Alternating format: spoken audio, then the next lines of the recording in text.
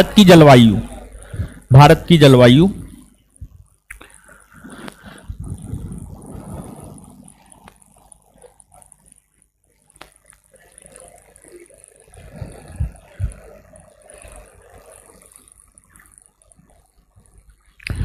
Climate of India.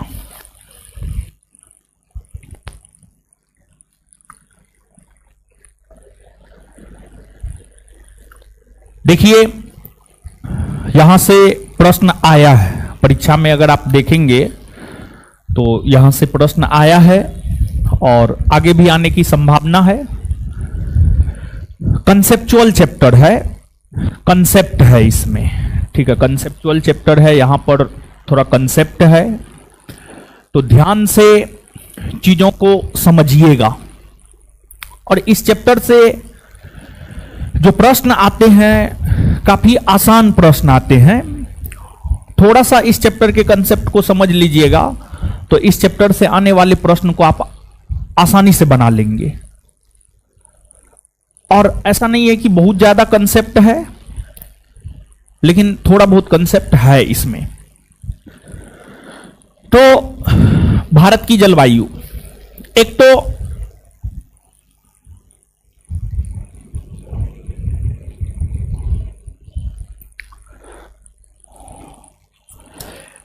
एक प्रश्न तो सीधा सीधा पूछा जाता है ये कि भारत की जलवायु कैसी है, ठीक है, एक तो सीधा सीधा प्रश्न पूछा जाता है भारत की जलवायु कैसी है।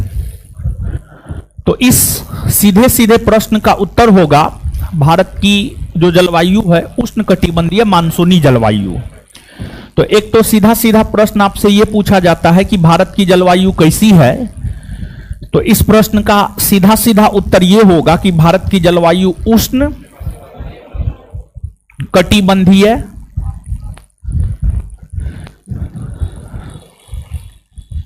मानसूनी।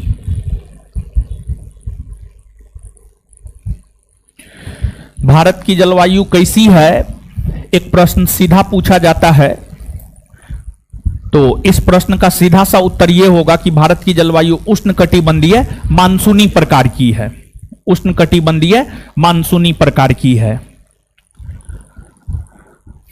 अब किस आधार पर कह सकते हैं कि भारत की जलवायु उष्णकटिबंधीय है और उष्णकटिबंधीय में भी मानसूनी प्रकार की जलवायु है, यह बात हम लोग किस आधार पे कह सकते हैं?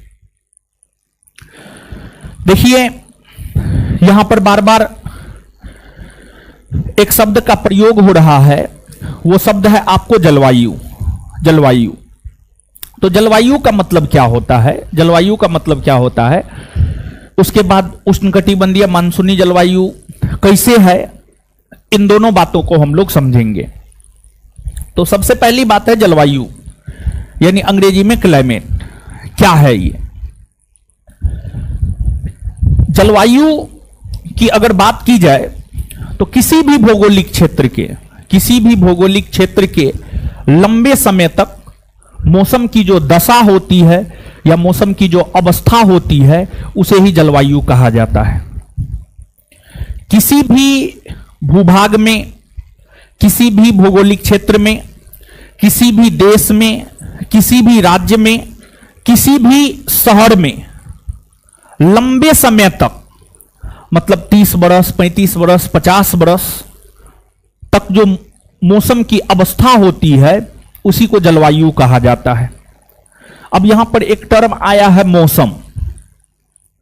तो मौसम का परिभाषा यह होता है और मौसम यह होता है कि किसी भी भौगोलिक क्षेत्र में एक दिन के लिए, चंद घंटा के लिए, चंद सप्ताह के लिए वायुमंडलीय दशा को मौसम कहा जाता है। वायुमंडलीय दशा को मौसम कहा जाता है। जैसे एग्जाम्पल के तौर पर एक बात हम आपको समझाना चाहते हैं कि जैसे मान लिया जाए कि आप विश्व के मानचित्र पर आते हैं, विश्व के मानचित्र पर आते हैं तो ये संसार का मानचित्र है। आप सब लोग जानते हैं पूरे के पूरे संसार को 179 अक्षांश रेखा और 360 देशांतर रेखा में बांटा गया है। 90 डिग्री उत्तरी अक्षांश रेखा उत्तरी ध्रुव, 90 डिग्री दक्षिणी अक्षांश रेखा दक्षिणी ध्रुव। तो जो ध्रुवीय क्षेत्र होता है, जो ध्रुवीय क्षेत्र होता है, ध्रुवीय क्षेत्र में ठंडा या गर्मी? क्या होता है? ठंडा। ठंडा होता है, ध्रुवीय क्षेत्र में ठंडा होता है। और इसके बाद अगर विषुवतरेखीय क्षेत्र की हम लोग बात करें तो विषुवतरेखीय क्षेत्र में ठंडा या गर्मी? क्या होता है? गर्मी होता है। और हमेशा हमेशा हमेशा यानी एक प्रकार से कहिए तो कोई भी मौसम हो, कोई भी मौसम हो, कोई भी वर्ष हो, हमेशा ध्रुवीय क्षेत्र में ठंडा ही होता है और हमेशा विषुवतरेखीय क्षेत्र में गर्मी ही होता है। तो हमेशा ध्रुवीय क्षेत्र में जो ठंडा होता है, अर्थात ध्रुवीय क्षेत्र का जो जलवायु है, ध्रुवीय क्षेत्र का जो मौसम है, वह आपको ठंडी है, वह आपको ठंडी है। तो यहां की ठंडी जलवायु है, अर्थात शीत प्रकार की जलवायु जो है यहां पर देखने को मिलती है। फिर विषुवतरेखीय क्षेत्र में गर्मी है हमेशा, तो यहां पर उष्ण प्रकार की जलवायु मिलती है, यहां पर उष्ण प्रकार की जलवायु मिलती है, यह बात हम कह सकते हैं। तो किसी भी क्षेत्र में एक लंबे अंतराल के लिए या एक लंबे समय के लिए जो वायुमंडलीय दशा होती है या जो मौसम होती है, उसी को जलवायु कहा जाता है, उसी को जलवायु कहा जाता है। जैसे ध्रुवीय क्षेत्र की जलवायु शीत कटिबंधीय जलवायु है, विषुवतरेखीय क्षेत्र की जलवायु उष्ण कटिबंधीय जलवायु है, क्योंकि ध्रुवीय क्षेत्र में ठंडा होता है और विषुवतरेखीय क्षेत्र में क्या होता है? गर्मी होता है। तो आशा करते हैं आप इस बात को समझ पा रहे होंगे। इसके बाद यहां पर एक चीज है मानसूनी और एक चीज है आपको उष्ण कटिबंधीय। तो उष्ण कटिबंधीय तो समझना बहुत बड़ी बात नहीं है। देखिए, आपको बतलाया गया होगा निश्चित तौर पर, कहीं ना कहीं यह बात बतलाया गया होगा कि जो पृथ्वी है, पृथ्वी को कुल 3 ताप कटिबंध में बांटा गया है। जो पृथ्वी है, अगर आप पृथ्वी की बात करेंगे तो पृथ्वी को कुल 3 ताप कटिबंध में बांटा गया है। एक उष्ण कटिबंधीय है, एक समशीतोष्ण कटिबंधीय है और एक शीत कटिबंधीय है। एक शीत कटिबंधीय है। बांटा गया है, हाँ या ना? एकदम से बांटा गया है। तो अगर आप बात भारत की करेंगे तो भारत उष्ण कटिबंध में है या भारत समशीतोष्ण कटिबंध में है या फिर भारत का आंशिक तौर पर विस्तार उष्ण कटिबंध में भी है और भारत का आंशिक तौर पर विस्तार समशीतोष्ण कटिबंध में भी है। क्या होगा उत्तर? उष्ण कटिबंध में है, समशीतोष्ण में है, आए दोनों में है ना? तो भारत का आंशिक तौर पर विस्तार उष्ण कटिबंध में भी है और भारत का आंशिक तौर पर विस्तार जो है समशीतोष्ण कटिबंध में भी है, समशीतोष्ण कटिबंध में भी है। यह बात आप जानते हैं या नहीं जानते हैं? निश्चित तौर पर आप जानते हैं। तो भारत कर्क रेखा के अगर आप नीचे आएंगे, कर्क रेखा के अगर आप नीचे आएंगे यानी कर्क रेखा के अगर आप दक्षिण आएंगे, ये आपको मान लिया जाए कि कर्क रेखा है, ठीक है, ये मान लिया जाए कि आपको कर्क रेखा है। कर्क रेखा के जब आप दक्षिण आते हैं यानी जो प्रद्वीपीय भारत है या जो दक्षिणी भारत है, प्रद्वीपीय भारत या जो दक्षिणी भारत है, ये उष्ण कटिबंध में पड़ता है। फिर कर्क रेखा के जब आप ऊपर जाते हैं अर्थात जो उत्तरी भारत है, ये आपको समशीतोष्ण कटिबंध में पड़ता है, हाँ या ना? एकदम से हाँ। तो भारत का दक्षिणी भाग, भारत का दक्षिणी भाग उष्ण कटिबंध में है, भारत का दक्षिणी भाग उष्ण कटिबंध में है। एक बात यह, दूसरी बात यह कि भारत जो है विषुवत रेखा के नजदीक है, भारत विषुवत रेखा के नजदीक है। देखिए विषुवत रेखा, अगर आप विषुवत रेखा की बात करेंगे तो 0 डिग्री अक्षांश रेखा विषुवत रेखा, और जबकि भारत का जो अक्षांशीय विस्तार है 8 डिग्री 4 मिनट उत्तरी अक्षांश रेखा से 37 डिग्री 6 मिनट उत्तरी अक्षांश रेखा, ऐसा है या नहीं है? तो भारत विषुवत रेखा के नजदीक है। भारत की जलवायु जो उष्ण कटिबंधीय है, यह बात हम आपको समझाने का प्रयास कर रहे हैं कि भारत की जलवायु उष्ण कटिबंधीय है तो कैसे है और क्यों है।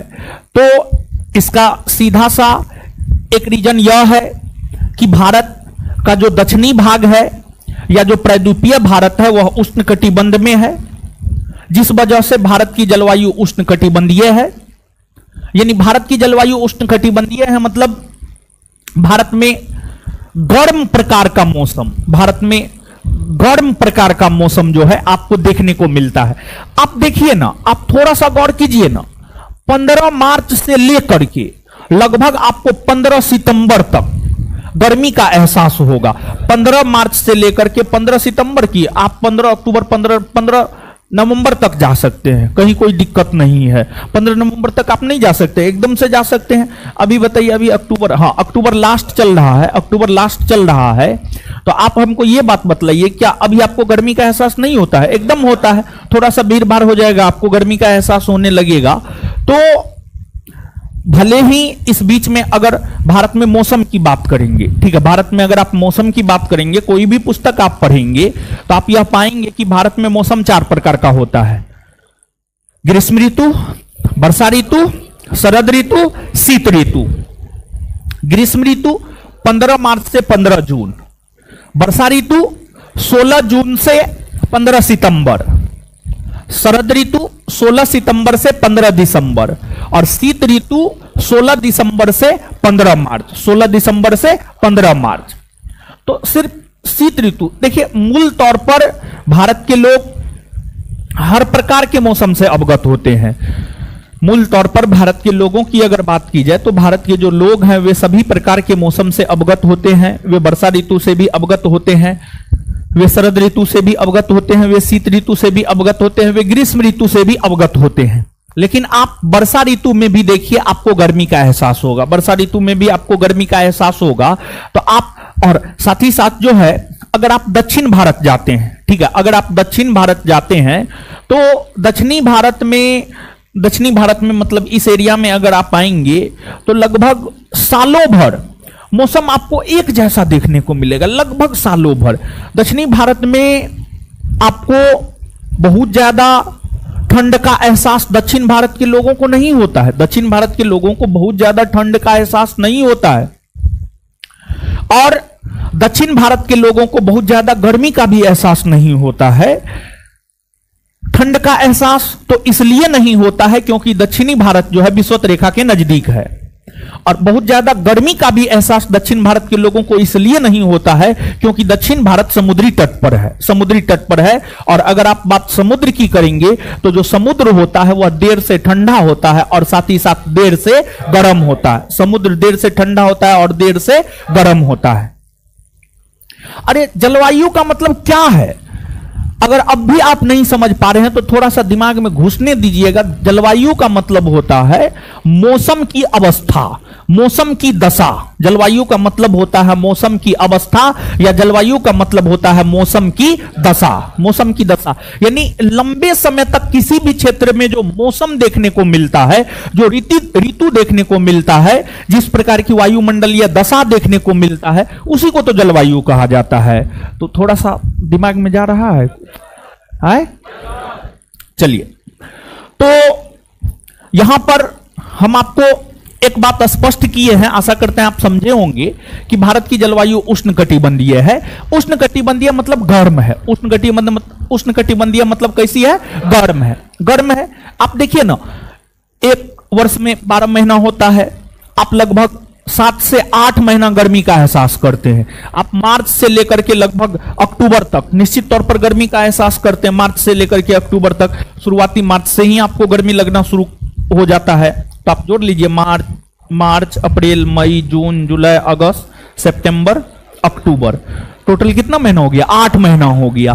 तो 12 महीना में 8 महीना आप गर्मी का एहसास करते हैं। तो स्वाभाविक सी बात है कि भारत में जो मौसम की दशा है, भारत में जो मौसम की अवस्था है, वह आपको उष्ण है यानी गर्म है। उष्ण है यानी कैसी है? गर्म है। तो ऐसा विषुवत रेखा के निकटता होने के कारण, विषुवत रेखा के नजदीक होने के कारण जो है ऐसा है।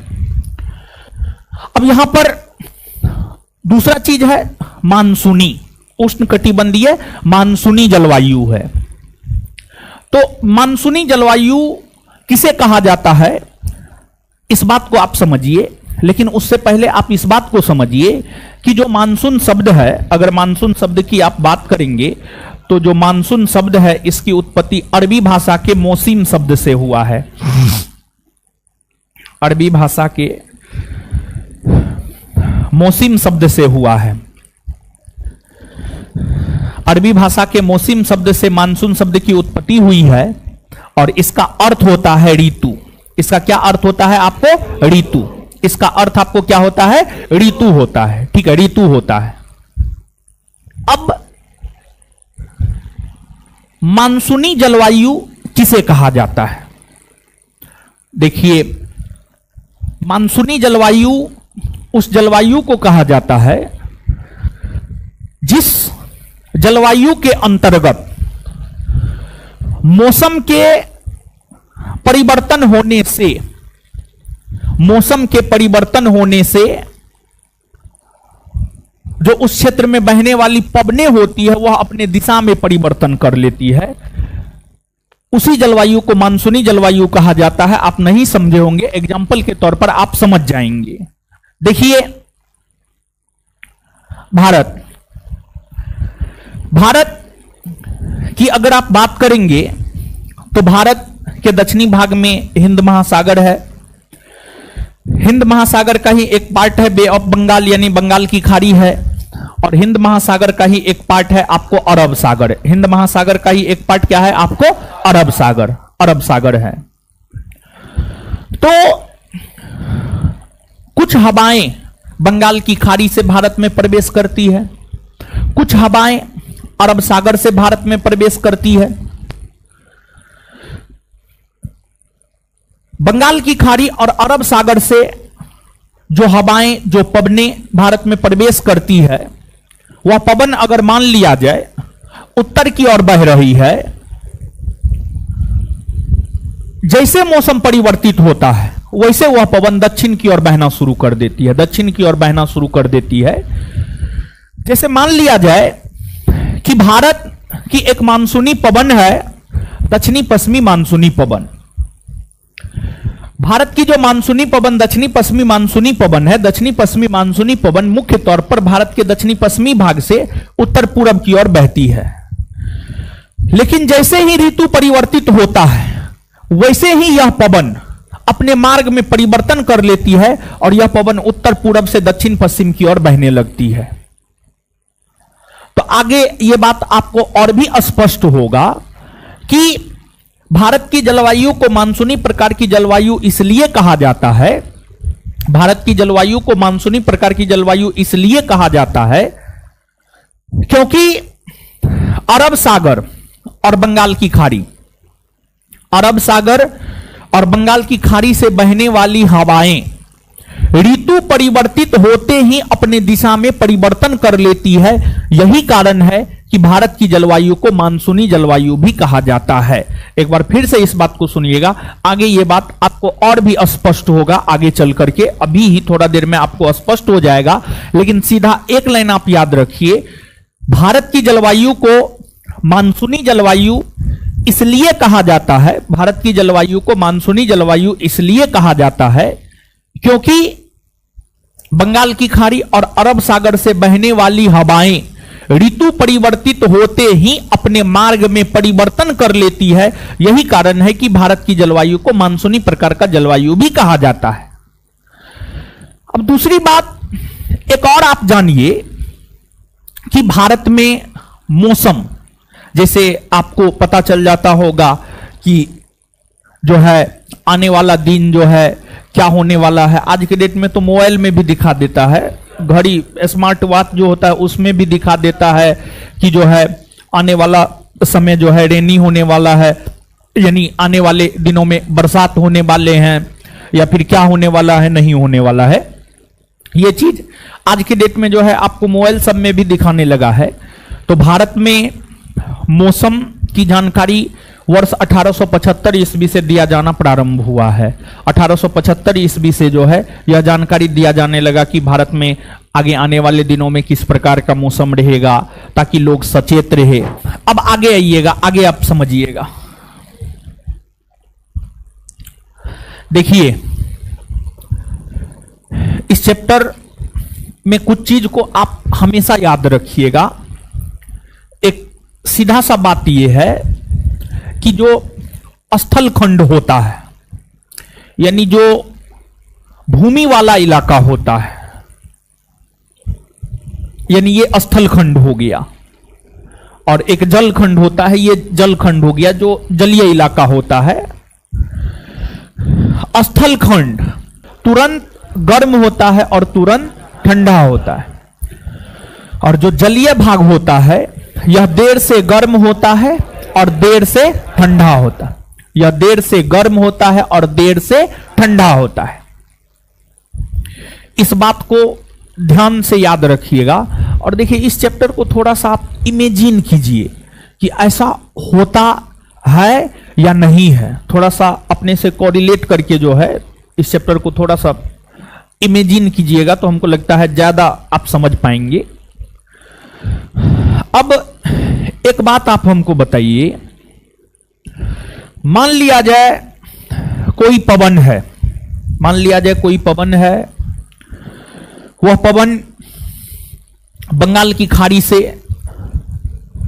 उसकी उत्पत्ति होती है और वह पवन भारत में प्रवेश करती है।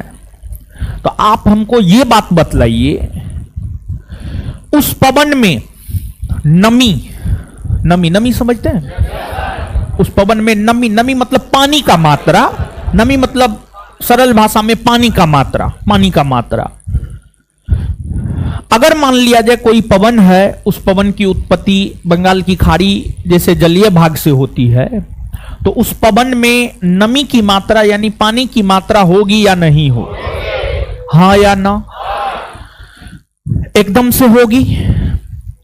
अब दूसरी बात आप हमको बताइए, अगर मान लिया जाए कोई पवन है, उसकी उत्पत्ति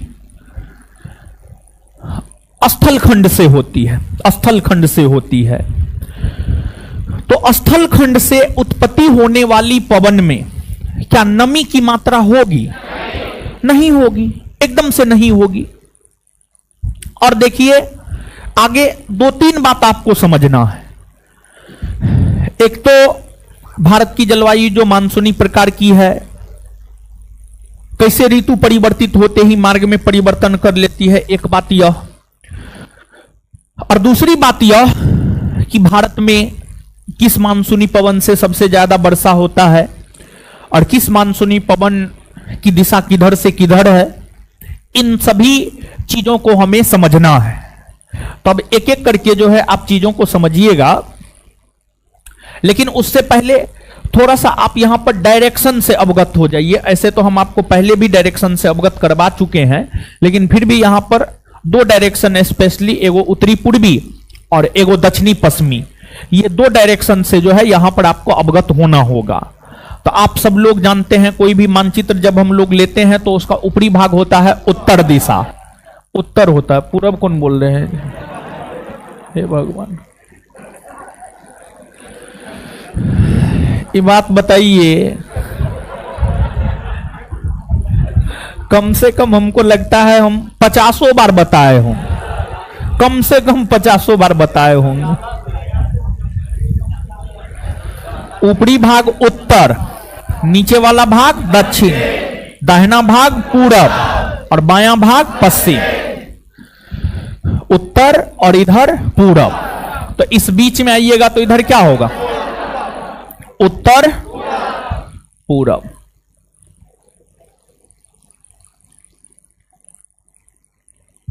उत्तर पूरब, इधर आइएगा तो उत्तर पूरब होगा। इसके बाद जो है इधर दक्षिण है और इधर पश्चिम है। इस बीच में आइएगा तो क्या होगा? दक्षिण पश्चिम, दक्षिण पश्चिम। देखिए एक बात आपसे और भी सीधे तौर पर आपसे आपके परीक्षा में पूछा जाता है। जैसे कि एक बात यह पूछा जाता है सीधे तौर पर, भारत की जलवायु कैसी है? तो आप सभी अवगत हुए हैं कि भारत की जलवायु उष्णकटिबंधीय मानसूनी जलवायु है। उसी प्रकार से सीधे तौर पर एक और प्रश्न आपसे पूछा जाता है, और सीधे तौर पर एक और प्रश्न आपसे यह पूछा जाता है कि भारत में सबसे ज्यादा वर्षा किस मानसूनी पवन से होता है? तो इस प्रश्न का सीधा सा उत्तर यह है कि भारत में सबसे ज्यादा वर्षा दक्षिण पश्चिमी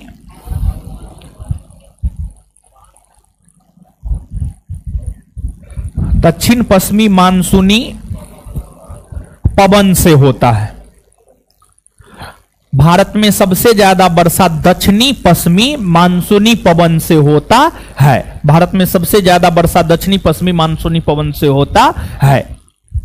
और लगभग किसी किताब में देखेंगे 73%, किसी किताब में देखेंगे 74% और कोई किताब 80% के आसपास भी लिखता है।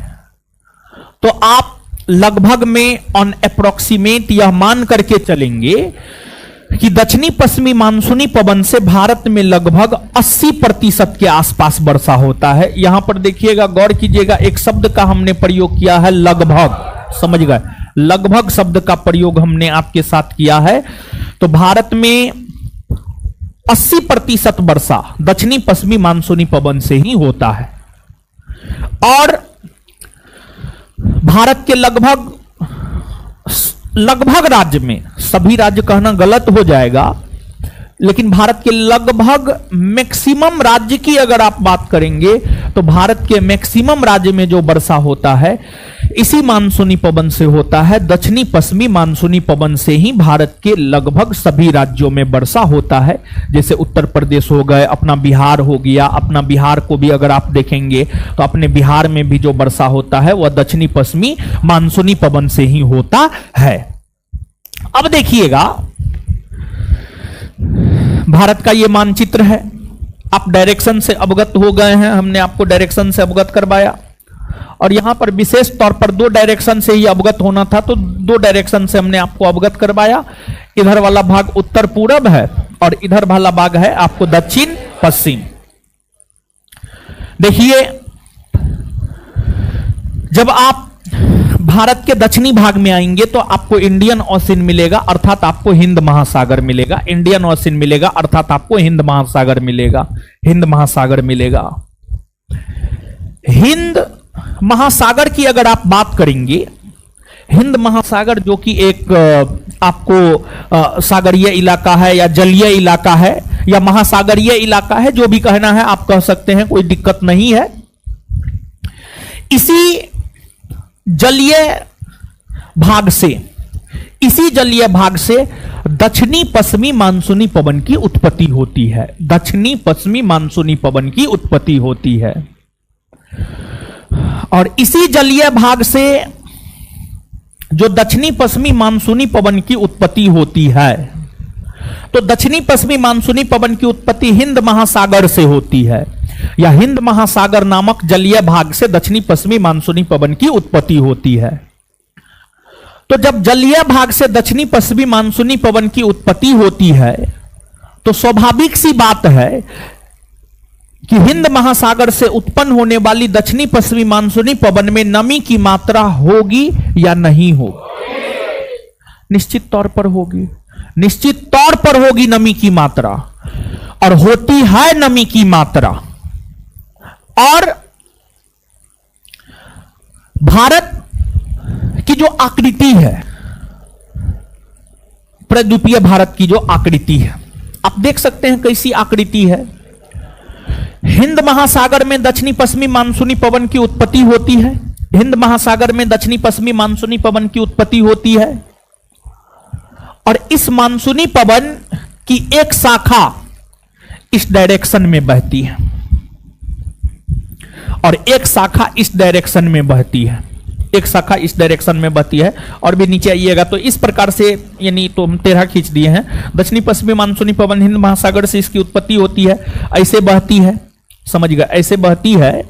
तो आप स्वयं इस बात को सोचिए कि एक दक्षिणी पश्चिमी मानसूनी पवन की कुछ शाखा बंगाल की खाड़ी से होकर बहती है और दक्षिणी पश्चिमी मानसूनी पवन की कुछ शाखा अरब सागर से होकर बहती है, अरब सागर से होकर बहती है। तो जो दक्षिणी पश्चिमी मानसूनी पवन है उसकी दो शाखा है, उसकी दो शाखा है। एक है बंगाल की खाड़ी की शाखा और एक दूसरी है आपको अरब सागर की शाखा। एक है बंगाल की खाड़ी की शाखा और दूसरी है आपको अरब सागर की शाखा। इसमें देखिए ज्यादा महत्व है अरब सागर की शाखा का, ज्यादा महत्व है अरब सागर की शाखा का। अब ज्यादा महत्व अरब सागर की शाखा का क्यों है, ज्यादा महत्व अरब सागर की शाखा का क्यों है? अरे सीधा सा आप जानिए ना, क्लास में किस विद्यार्थी का ज्यादा महत्व है, क्लास में किस विद्यार्थी का हम ज्यादा नाम लेते हैं?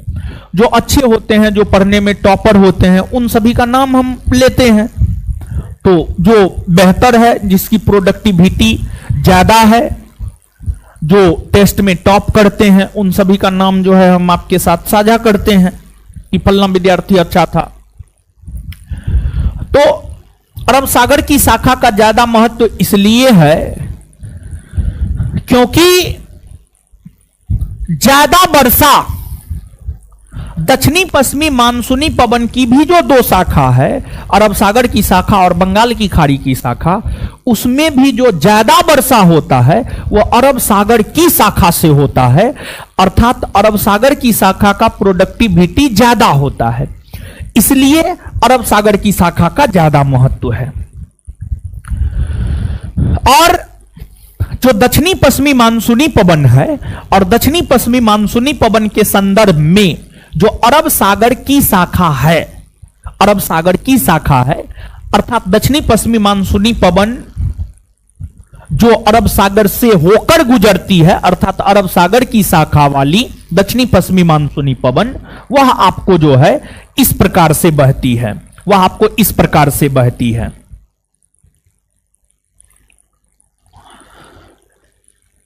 इसको मिटा देते हैं, ठीक है, ज्यादा बेटर होगा।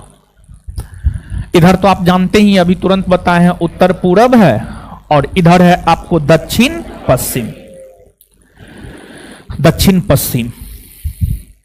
तो जो दक्षिणी पश्चिमी मानसूनी पवन की जो अरब सागर की शाखा है, दक्षिणी पश्चिमी मानसूनी पवन की जो अरब सागर की शाखा है, यह बहती है इस प्रकार से।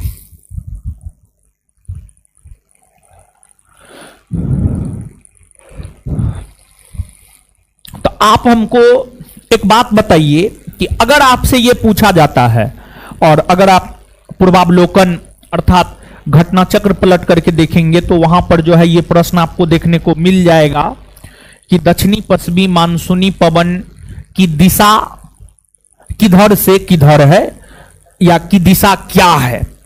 तो दक्षिणी पश्चिमी मानसूनी पवन की, और देखिए एक बात हमने आपको स्पष्ट किया है, दक्षिणी पश्चिमी मानसूनी पवन की दो शाखा, एक बंगाल की खाड़ी, एक अरब सागर, लेकिन ज्यादा महत्व अरब सागर की शाखा का है क्योंकि सबसे ज्यादा वर्षा होता है अरब सागर की शाखा से।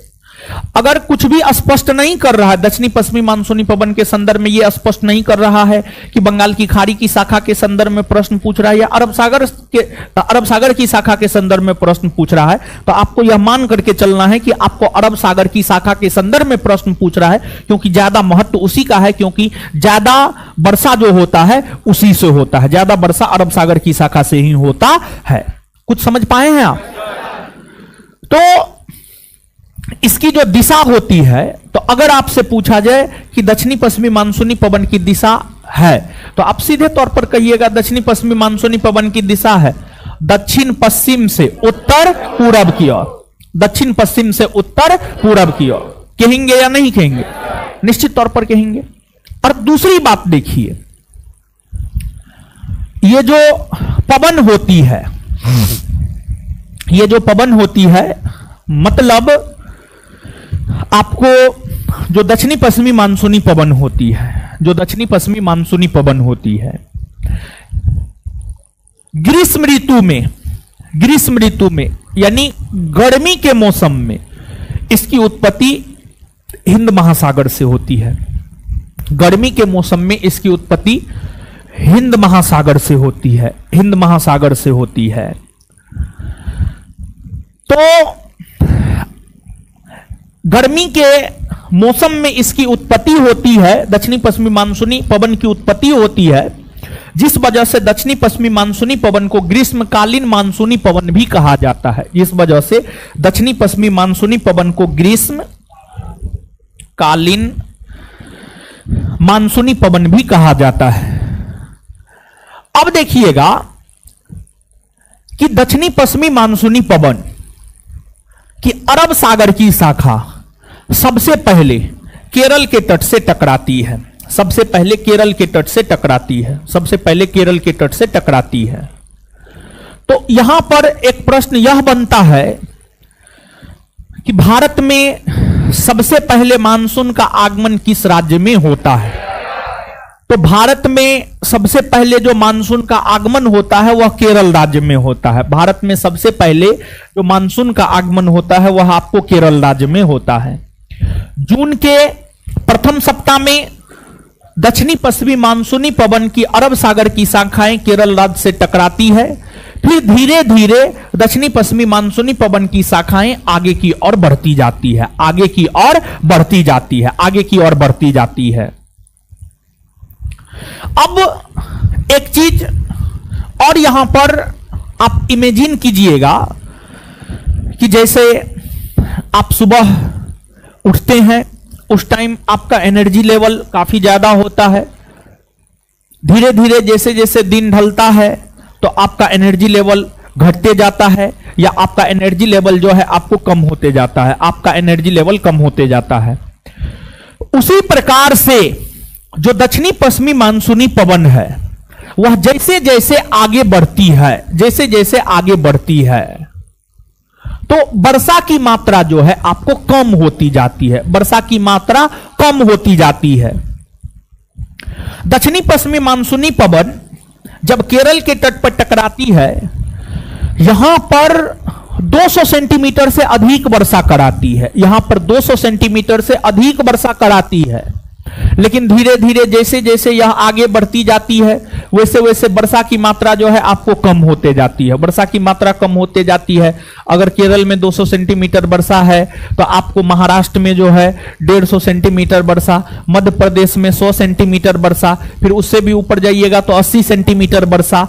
तो इस प्रकार से जो है जैसे सुबह उठने के बाद जैसे जैसे दिन ढलता है आपका एनर्जी लेवल कम होते जाता है, उसी प्रकार से जैसे जैसे दक्षिणी पश्चिमी मानसूनी पवन उत्तर पूरब की ओर बढ़ती जाती है तो उसमें नमी की मात्रा कम होती जाती है, अर्थात धीरे धीरे वर्षा की मात्रा जो है कम होती जाती है।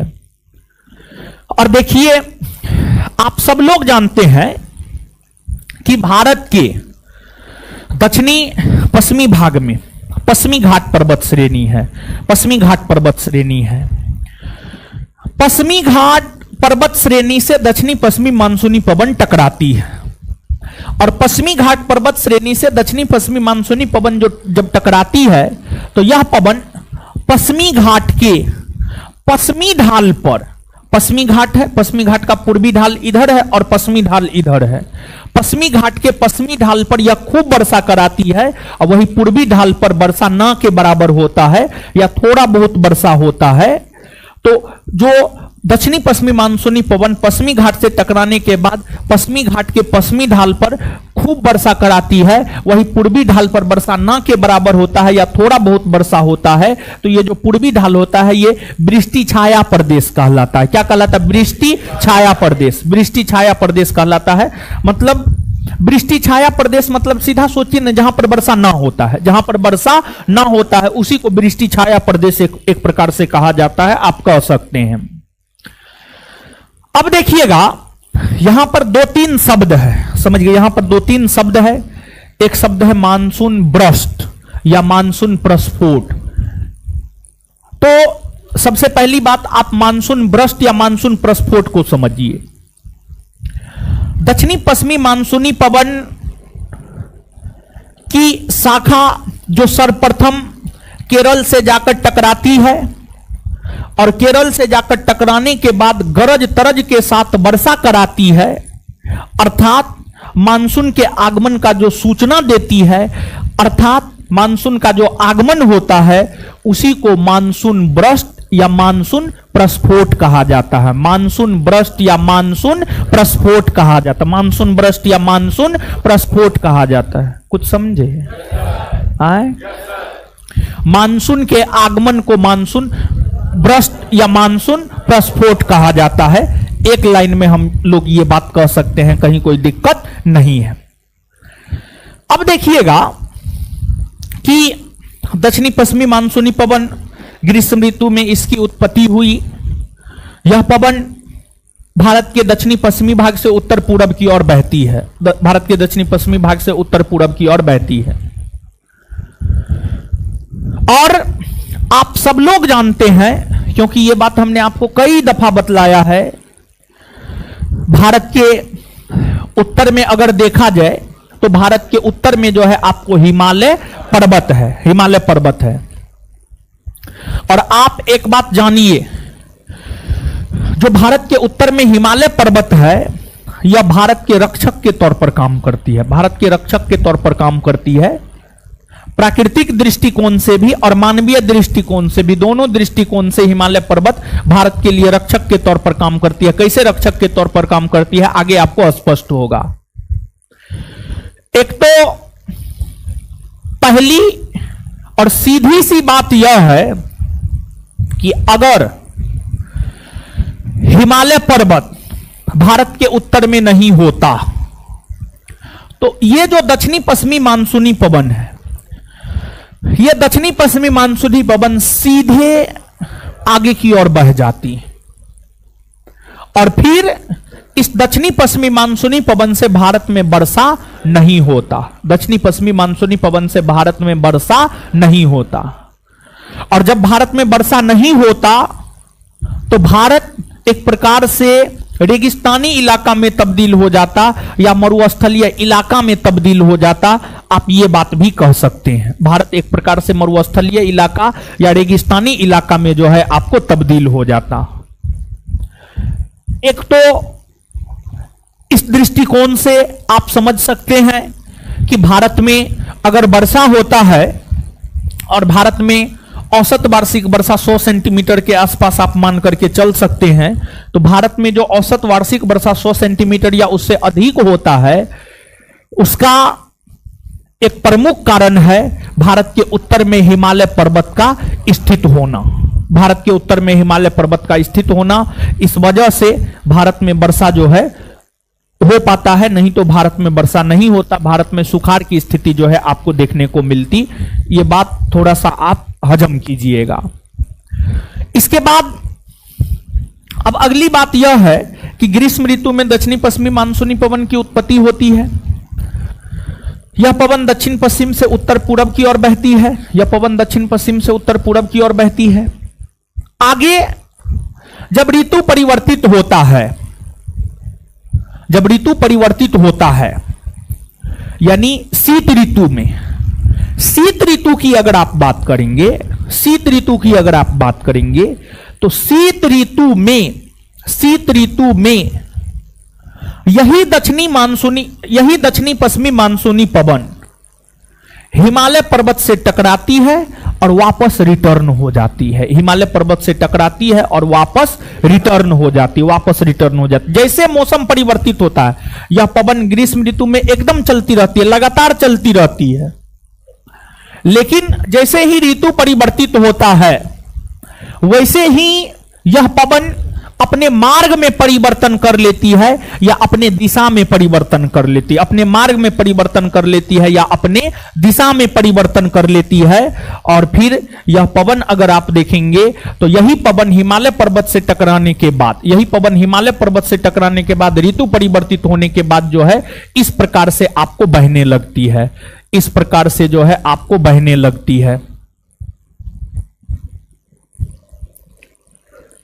इस प्रकार से बहने लगती है।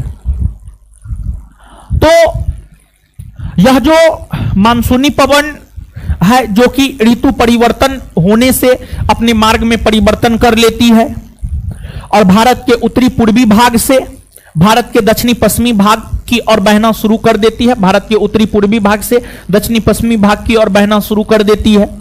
इस मानसूनी पवन को उत्तरी पूर्वी मानसूनी पवन कहते हैं। इस मानसूनी पवन को उत्तरी पूर्वी मानसूनी पवन कहते हैं, या फिर इस मानसूनी पवन को लौटता हुआ मानसून भी कहते हैं। लौटता हुआ मानसून, लौटता हुआ मानसून भी कहते हैं, लौटता हुआ मानसून भी कहते हैं। और जो उत्तरी पूर्वी मानसूनी पवन है या जो लौटता हुआ मानसूनी पवन है, इसकी उत्पत्ति होती है हिमालयी क्षेत्र से। इसकी उत्पत्ति होती है हिमालयी क्षेत्र से। हिमालयी क्षेत्र क्या जलीय इलाका है? नहीं, स्थलीय इलाका है। स्थलीय इलाका है, बर्फीला इलाका है, आप कह सकते हैं। तो जो उत्तरी पूर्वी मानसूनी पवन या लौटती हुई मानसूनी पवन है, इसकी उत्पत्ति स्थलीय भाग से होती है। और स्थलीय भाग से इसकी उत्पत्ति होने के कारण इस मानसूनी पवन में नमी ना के बराबर होती है। इस मानसूनी पवन में नमी ना के बराबर होती है। नमी ना के बराबर होती है या नमी बहुत कम होती है। और नमी बहुत कम होने के कारण यह मानसूनी पवन भारत में वर्षा ना के बराबर कराती है या फिर थोड़ा बहुत भारत में वर्षा कराती है। यह मानसूनी पवन शरद ऋतु में इसकी उत्पत्ति होती है, जिस वजह से इस मानसूनी पवन को उत्तरी पूर्वी मानसूनी पवन, लौटता हुआ मानसूनी पवन या शरदकालीन मानसूनी पवन भी कहते हैं। तो लौटता हुआ मानसूनी पवन या शरदकालीन मानसूनी पवन या उत्तरी पूर्वी मानसूनी पवन की जो दिशा होती है, उसकी दिशा होती है उत्तर पूरब से दक्षिण पश्चिम की ओर। उत्तर पूरब से दक्षिण पश्चिम की ओर। और इस मानसूनी पवन से भारत में वर्षा ना के बराबर होता है, ना के बराबर होता है। और अगली बात यह है कि इस मानसूनी पवन की कुछ शाखाएं, उत्तरी पूर्वी मानसूनी पवन की कुछ शाखाएं जो है आपको बंगाल की खाड़ी में प्रवेश करती है।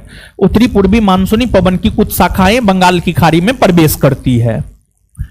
भले ही उत्तरी पूर्वी मानसूनी पवन या लौटता हुआ मानसूनी पवन की उत्पत्ति हिमालयी इलाका से हुआ हो, स्थलीय भाग से हुआ हो, लेकिन जब इसकी कुछ शाखा बंगाल की खाड़ी में प्रवेश करती है, अर्थात जलीय भाग में प्रवेश करती है, तो उत्तरी पूर्वी मानसूनी पवन की कुछ शाखाएं जो बंगाल की खाड़ी में प्रवेश करती है, तो बंगाल की खाड़ी से यह मानसूनी पवन की शाखाएं नमी प्राप्त कर लेती है। और नमी प्राप्त करने के बाद जो है यह मानसूनी पवन तमिलनाडु के तट पर वर्षा कराती है। तमिलनाडु के तट पर वर्षा कराती है।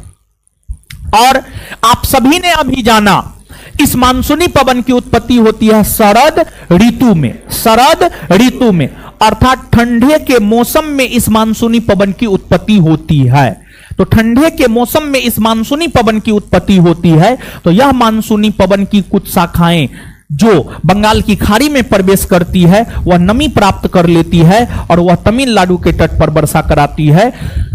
तमिलनाडु के तट पर जाड़े के दिनों में आप देखेंगे वर्षा होते हुए। तमिलनाडु के तटों पर जाड़े के दिनों में जो आप वर्षा होते हुए देख पाते हैं, ऐसा उत्तरी पूर्वी मानसूनी पवन के कारण ही होता है। और भारत की अगर आप बात करेंगे, भारत की अगर आप बात करेंगे तो भारत की अगर आप बात करेंगे तो भारत के दो भूभागों में जाड़े के ऋतु में वर्षा होता है। भारत के दो भूभागों में जाड़े की ऋतु में वर्षा होता है। एक आपको भारत के दक्षिणी पूर्वी तट या तमिलनाडु के तट पर वर्षा होता है, और भारत के दक्षिणी पूर्वी तट या तमिलनाडु के तट पर जाड़े के ऋतु में वर्षा जो है उत्तरी पूर्वी मानसूनी पवन या लौटते हुए मानसूनी पवन या शरदकालीन मानसूनी पवन के कारण होता है। वहीं भारत के उत्तरी पश्चिमी भाग में, इधर उत्तर है इधर पश्चिम है, तो भारत का जो ये वाला भाग है ये उत्तर पश्चिम कहलाता है। भारत का उत्तर पश्चिम कहलाता है। भारत के उत्तरी पश्चिमी भाग में भी जाड़े के ऋतु में वर्षा होता है। अगर आप भारत की बात करेंगे तो भारत में भले ही ऋतु 4 हो, यानी मौसम 4 हो, ग्रीष्म, वर्षा, शरद, शीत। वर्षा ऋतु मुख्य तौर पर 15 जून से 15 सितंबर। ठीक है, भारत में मुख्य तौर पर वर्षा 15 जून से 15 सितंबर के बीच ही होता है। लेकिन ऐसा नहीं है कि अक्टूबर में वर्षा नहीं होता है, नवंबर में वर्षा नहीं होता है, दिसंबर में वर्षा नहीं होता है, जनवरी में वर्षा नहीं होता, फरवरी में वर्षा नहीं होता है। ऐसा है जी? नहीं है। आप देखेंगे कि जनवरी में भी वर्षा होते हुए आप देखेंगे, मार्च में भी वर्षा होते हुए आप देखेंगे, या अक्टूबर नवंबर में भी आप वर्षा होते हुए देखेंगे। तो मुख्य तौर पर वर्षा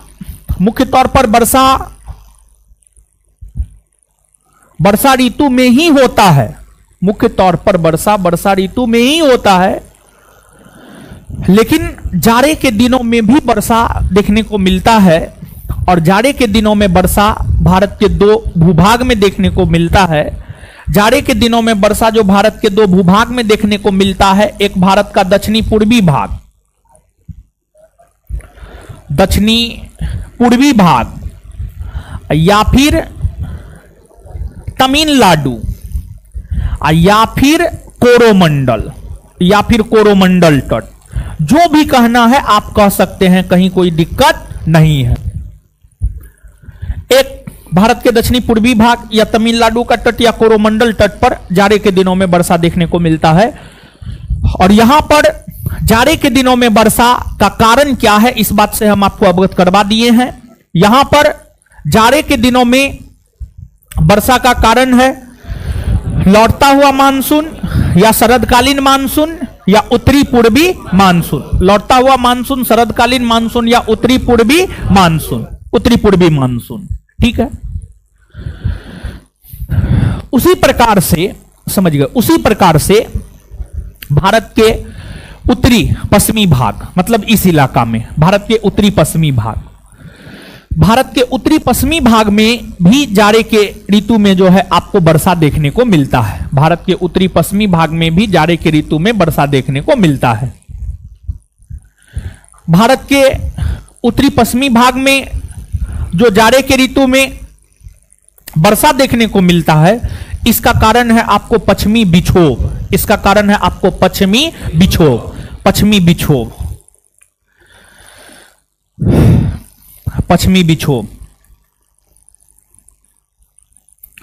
जैसे देखिए, दक्षिणी पश्चिमी मानसूनी पवन है। दक्षिणी पश्चिमी मानसूनी पवन की उत्पत्ति, जैसे दक्षिणी पश्चिमी मानसूनी पवन है, दक्षिणी पश्चिमी मानसूनी पवन की उत्पत्ति भारत के दक्षिणी पश्चिमी भाग से होती है, फिर भारत में प्रवेश करती है, भारत में वर्षा कराती है। उसी प्रकार से जब आप आएंगे भारत के पश्चिमी भाग में, ये भारत है, भारत के पश्चिमी भाग में मतलब इधर आएंगे, भारत के पूर्वी भाग में मतलब इधर जाएंगे, भारत के उत्तरी भाग में मतलब इधर जाएंगे, भारत के दक्षिणी भाग में मतलब इधर आएंगे। तो जब आप आएंगे भारत के पश्चिमी भाग में, तो भारत के पश्चिमी भाग में यहां पर है आपको भूमध्य सागर, यहां पर भूमध्य सागर है। भारत के पश्चिमी भाग में जो भूमध्य सागर है, जलीय इलाका है। इस भूमध्य सागर, भारत के पश्चिमी भाग में जो भूमध्य सागर है, अर्थात जो जलीय इलाका है, इस भूमध्य सागर से ही पश्चिमी विक्षोभ नामक एक मानसूनी पवन की उत्पत्ति होती है। पश्चिमी विक्षोभ नामक एक मानसूनी पवन की उत्पत्ति होती है। और यह पश्चिमी विक्षोभ नामक मानसूनी पवन अपने उत्पत्ति से पूरब की ओर बहती है, इस डायरेक्शन में बहती है। इधर जाइएगा, पूरब, इधर पश्चिम, इधर उत्तर, इधर दक्षिण, पूरब की ओर बहती है। यह मानसूनी पवन पूरब की ओर बहती हुई काला सागर से नमी प्राप्त करती है, कैस्पियन सागर से नमी प्राप्त करती है। और देखिए, जो पश्चिमी विक्षोभ है, पश्चिमी विक्षोभ के कारण एशिया महादेश के पश्चिमी भाग में भी वर्षा होता है। पश्चिमी विक्षोभ के कारण एशिया महादेश के पश्चिमी भाग में वर्षा होता है। और पश्चिमी विक्षोभ के कारण ही भारत के उत्तरी पश्चिमी भाग में, अर्थात इस एरिया में, भारत के उत्तरी पश्चिमी भाग में भी जो है आपको वर्षा होता है। भारत के उत्तरी पश्चिमी भाग में भी वर्षा होता है। और भारत के उत्तरी पश्चिमी भाग की अगर आप बात करेंगे तो जम्मू कश्मीर का इलाका हो गया, पंजाब हो गया, हरियाणा हो गया, दिल्ली हो गया, राजस्थान हो गया, ये तमाम राज्यों में वर्षा होता है। ये तमाम राज्यों में वर्षा होता है। और जाड़े के दिनों में वर्षा होता है। जाड़े के दिनों मतलब नवंबर दिसंबर का महीना, नवंबर दिसंबर का महीना में वर्षा होता है। और आप याद कीजिए, आगे हम आपको बताएंगे, थोड़ा बहुत तो आप जानते भी होंगे कि जब आप भारत की कृषि को पढ़ेंगे तो आप यह जानेंगे कि भारत में फसल 3 प्रकार का होता है। ऋतु के आधार पर फसल 3 प्रकार का होता है, रबी, खरीफ, जायद। रबी फसल अक्टूबर नवंबर में बोया जाता है। रबी का मतलब गेहूं। गेहूं अक्टूबर नवंबर में बोया जाता है। गेहूं की बुआई अक्टूबर नवंबर में होती है। अब अभी आप देखेंगे गेहूं की बुआई जो है स्टार्ट होगा। गेहूं का बुआई जो है अब आपको स्टार्ट होगा। और गेहूं को भी पानी की आवश्यकता होती है। गेहूं को अप्रॉक्स 75 सेंटीमीटर के आसपास पानी की आवश्यकता होती है। 75 सेंटीमीटर के आसपास पानी की आवश्यकता होती है। आप पंजाब राज्य के विषय में जब आप पता करेंगे कि पंजाब राज्य में सबसे ज्यादा कौन फसल का उत्पादन होता है, तो आपको पता चलेगा कि पंजाब राज्य में गेहूं का उत्पादन होता है। पंजाब राज्य में गेहूं का उत्पादन होता है। तो जाड़े के मौसम में पश्चिमी विक्षोभ के कारण भारत के उत्तरी पश्चिमी भाग में पंजाब, हरियाणा, दिल्ली, राजस्थान, जम्मू कश्मीर के इलाका में वर्षा होता है। और यह जो वर्षा होता है यह गेहूं के फसल के लिए लाभदायक होता है। गेहूं के फसल के लिए लाभदायक होता है, अर्थात हम यह कह सकते हैं कि यह रबी फसल के लिए लाभदायक होता है। यह जो है आपको रबी फसल के लिए लाभदायक होता है, क्योंकि गेहूं जो होता है आपको एक प्रकार का रबी फसल होता है। गेहूं एक प्रकार का क्या होता है? रबी फसल होता है। इसके बाद जम्मू कश्मीर में जाड़े के मौसम में जो हिमपात होता है, मतलब बर्फ के रूप में जो वर्षा होता है, बर्फ के रूप में जो वर्षा होता है, बर्फ के रूप में जो वर्षा होता है, वह भी आपको पश्चिमी विक्षोभ के कारण ही होता है। और इस वर्षा को जो है राजस्थान में एक विशेष नाम से पुकारा जाता है, माबट नाम से जो है आपको पुकारा जाता है। समझ गए? याद रखिएगा। इसके बाद देखिएगा एक चीज और यहां पर आप समझिएगा कि 3 शब्द है। ठीक है, 3 शब्द है। आगे भी आपको बताएंगे और भी बहुत कुछ, लेकिन उससे पहले जो है 3 शब्द है।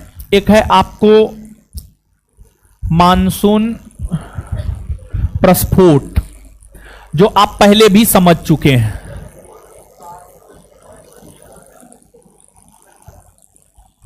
एक है मानसून विच्छेद और एक है मानसून निवर्तन।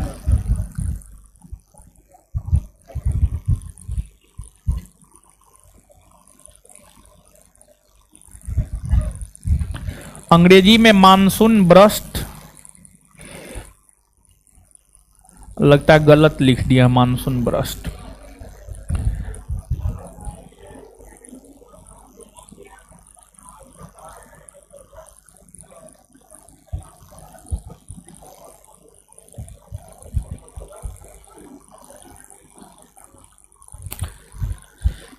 अंग्रेजी में लिख दिए हैं, कभी काल जो है हिंदी नहीं देता है, अंग्रेजी ही दे देता है, इसलिए अंग्रेजी लिख दिए हम आपको। एक है मानसून बर्स्ट, मानसून प्रस्फोट अर्थात मानसून बर्स्ट। दूसरा है मानसून विच्छेद, गैप ऑफ मानसून। और तीसरा है आपको मानसून निवर्तन, रिट्रीटिंग ऑफ मानसून। एक एक लाइन में समझिए। ऐसे तो किताबी भाषा में समझने के लिए जाइएगा तो बहुत टफ हो जाएगा, लेकिन एक एक लाइन में और साधारण भाषा में आप समझिए कि मानसून प्रस्फोट, मानसून बर्स्ट, मानसून के आगमन को मानसून प्रस्फोट कहते हैं। दूसरा है होता है मानसून विच्छेद। देखिए एक बात बताइए कि वर्षा ऋतु 15 जून से 15 सितंबर, ठीक है, तो क्या 15 जून से वर्षा शुरू होता है और 15 सितंबर तक लगातार होता है? नहीं होता है। वर्षा होता है, फिर रुकता है, फिर होता है, फिर रुकता है, फिर होता है, फिर रुकता है। ऐसा होता है या नहीं होता है? तो वर्षा ऋतु काल में रुक रुक कर जो वर्षा होता है उसी को मानसून विच्छेद कहते हैं, अर्थात गैप ऑफ मानसून कहते हैं, अर्थात गैप ऑफ मानसून कहते हैं। आगे है आपको मानसून निवर्तन, आपने देखा है ग्रीष्म ऋतु में दक्षिणी पश्चिमी मानसूनी पवन की उत्पत्ति होती है। दक्षिणी पश्चिमी मानसूनी पवन दक्षिण पश्चिम से उत्तर पूर्व की ओर बहती है। जैसे ऋतु परिवर्तित होता है, शरद ऋतु में वही मानसूनी पवन उत्तर पूर्व से दक्षिण पश्चिम की ओर बहने लगती है, अर्थात मानसून का वापस रिटर्न हो जाता है, मानसून वापस रिटर्न हो जाती है। तो मानसून का जो लौटना होता है या मानसून का जो वापस लौटना होता है या जो लौटना होता है उसी को मानसून निवर्तन कहते हैं या अंग्रेजी में रिट्रीटिंग ऑफ मानसून कहते हैं।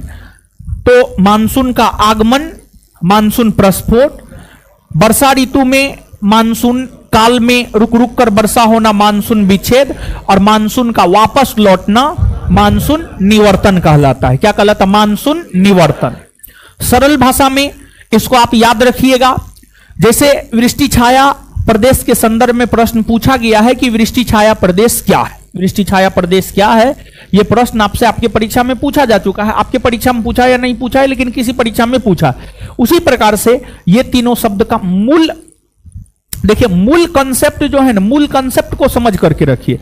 बाद बाकी घुमा फिरा करके इधर उधर करके प्रश्न पूछेगा तो आप आराम से जवाब देने में सक्षम हो पाएंगे, लेकिन जो मूल बात है, जो मूल प्रश्न है, मूल चीज है, उसको जो है आप पकड़ करके रखिए। तो मूल इन तीनों में यही है। किताब पढ़िएगा तो आप एकदम नहीं समझिएगा, समझ गए। आशा करते हैं आप ये तीनों बात समझ गए होंगे, हाँ या ना? समझ गए है ना? अब कुछ और चीजों को समझना है, ठीक है? फिर जो है आपको सबसे पहले तो इस बात को हमें समझना है कि जलवायु को प्रभावित करने वाले कारक कौन कौन से हैं, और भारत की जलवायु को पढ़ रहे हैं तो भारत की जलवायु को प्रभावित करने वाले कारक कौन कौन से हैं। ऐसे सभी क्षेत्रों के जलवायु को प्रभावित करने वाले कुछ कॉमन कारण होते हैं और कुछ अलग अलग कारण होते हैं। तो विशेष तौर पर जो है भारत की जलवायु को प्रभावित करने वाले कारक क्या है, इसकी चर्चा हम आपके साथ करेंगे अभी यहां पर। भारत की जलवायु को प्रभावित करने वाले कारक कौन कौन से हैं। भारत की जलवायु तो हेडिंग मारा हुआ ही है, तो भारत की जलवायु को प्रभावित करने वाले कारक कौन कौन से हैं, इसको समझना है। देखिए, भारत हो या विश्व का कोई भी भूभाग हो, उसके जलवायु को प्रभावित करने वाले कारकों में एक महत्वपूर्ण कारक है अक्षांश या अक्षांशीय विस्तार। अक्षांश या अक्षांशीय विस्तार।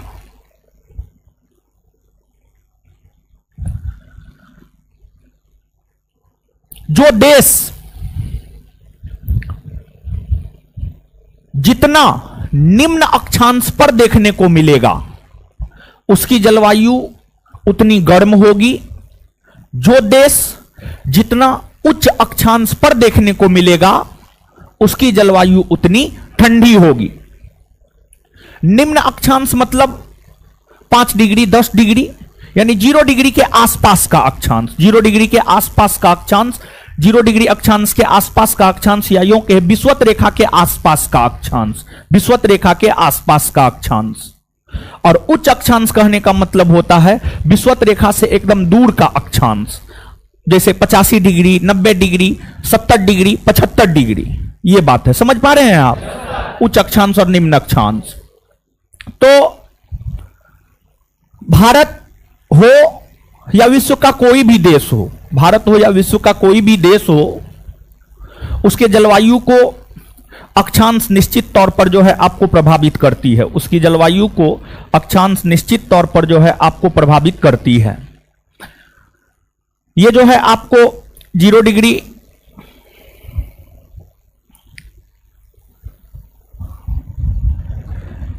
अक्षांश रेखा है, 0 डिग्री अक्षांश रेखा है ये, 0 डिग्री अक्षांश रेखा है ये।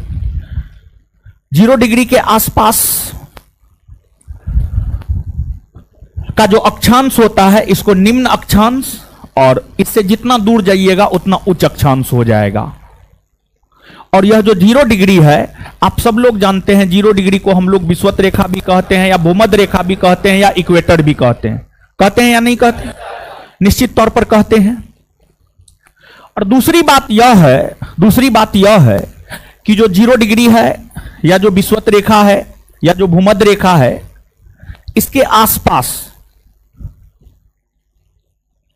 आसपास तापमान काफी कम होता है। इसके आसपास तापमान काफी कम नहीं होता है, बल्कि इसके आसपास तापमान काफी ज्यादा होता है। तापमान काफी ज्यादा होता है, और इसके आसपास तापमान ज्यादा होने का कारण यह है कि विषुवत रेखा के आसपास सूर्य की किरणें लगभग सालों भर लंबवत चमकती है या सीधी चमकती है, सालों भर लंबवत या सीधी चमकती है, जिस वजह से विषुवत रेखा के आसपास हमेशा जो तापमान होता है वह आपको काफी ज्यादा होता है, तापमान अधिक होता है, तापमान जो है आपको अधिक होता है। और तापमान अधिक होने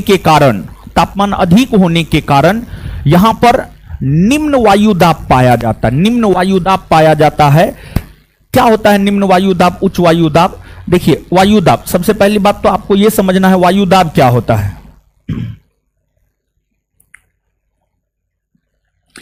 वायु दाब, एक प्रश्न आपसे पूछा जाता है, जलवायु को प्रभावित करने वाले कारक से थोड़ा सा अलग हट करके जो है हम आपको बता रहे हैं ये चीज। एक प्रश्न आपसे पूछा जाता है, यह पूछा जाता है कि ITCZ क्या है? ITCZ क्या है? ठीक है, ITCZ क्या है, इसी को हम समझा रहे हैं। इसको पहले समझा देते हैं, फिर जलवायु को प्रभावित करने वाले कारक के ऊपर पुनः हम लोग लौटेंगे। एक तो सबसे पहली बात यह है कि इसका फुल फॉर्म होता है इंटर ट्रॉपिकल कन्वर्जेंस जेंस जॉन, इसका पूर्ण रूप होता है।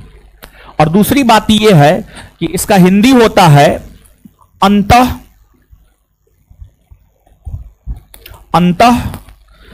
उष्णकटिबंधीय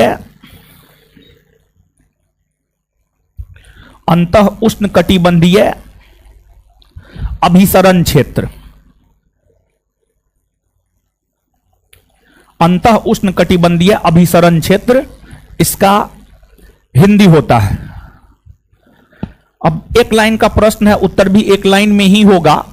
ऐसे तो किताबी भाषा में जाइएगा तो बहुत टफ हो जाएगा, लेकिन सरल भाषा में आप इसको अगर समझे तो ITCZ क्या है या इंटर ट्रॉपिकल कन्वर्जेंस जोन क्या है, इसी बात को हम समझा रहे हैं। और इसी बात को पहले आप समझिए, फिर आगे हम आएंगे।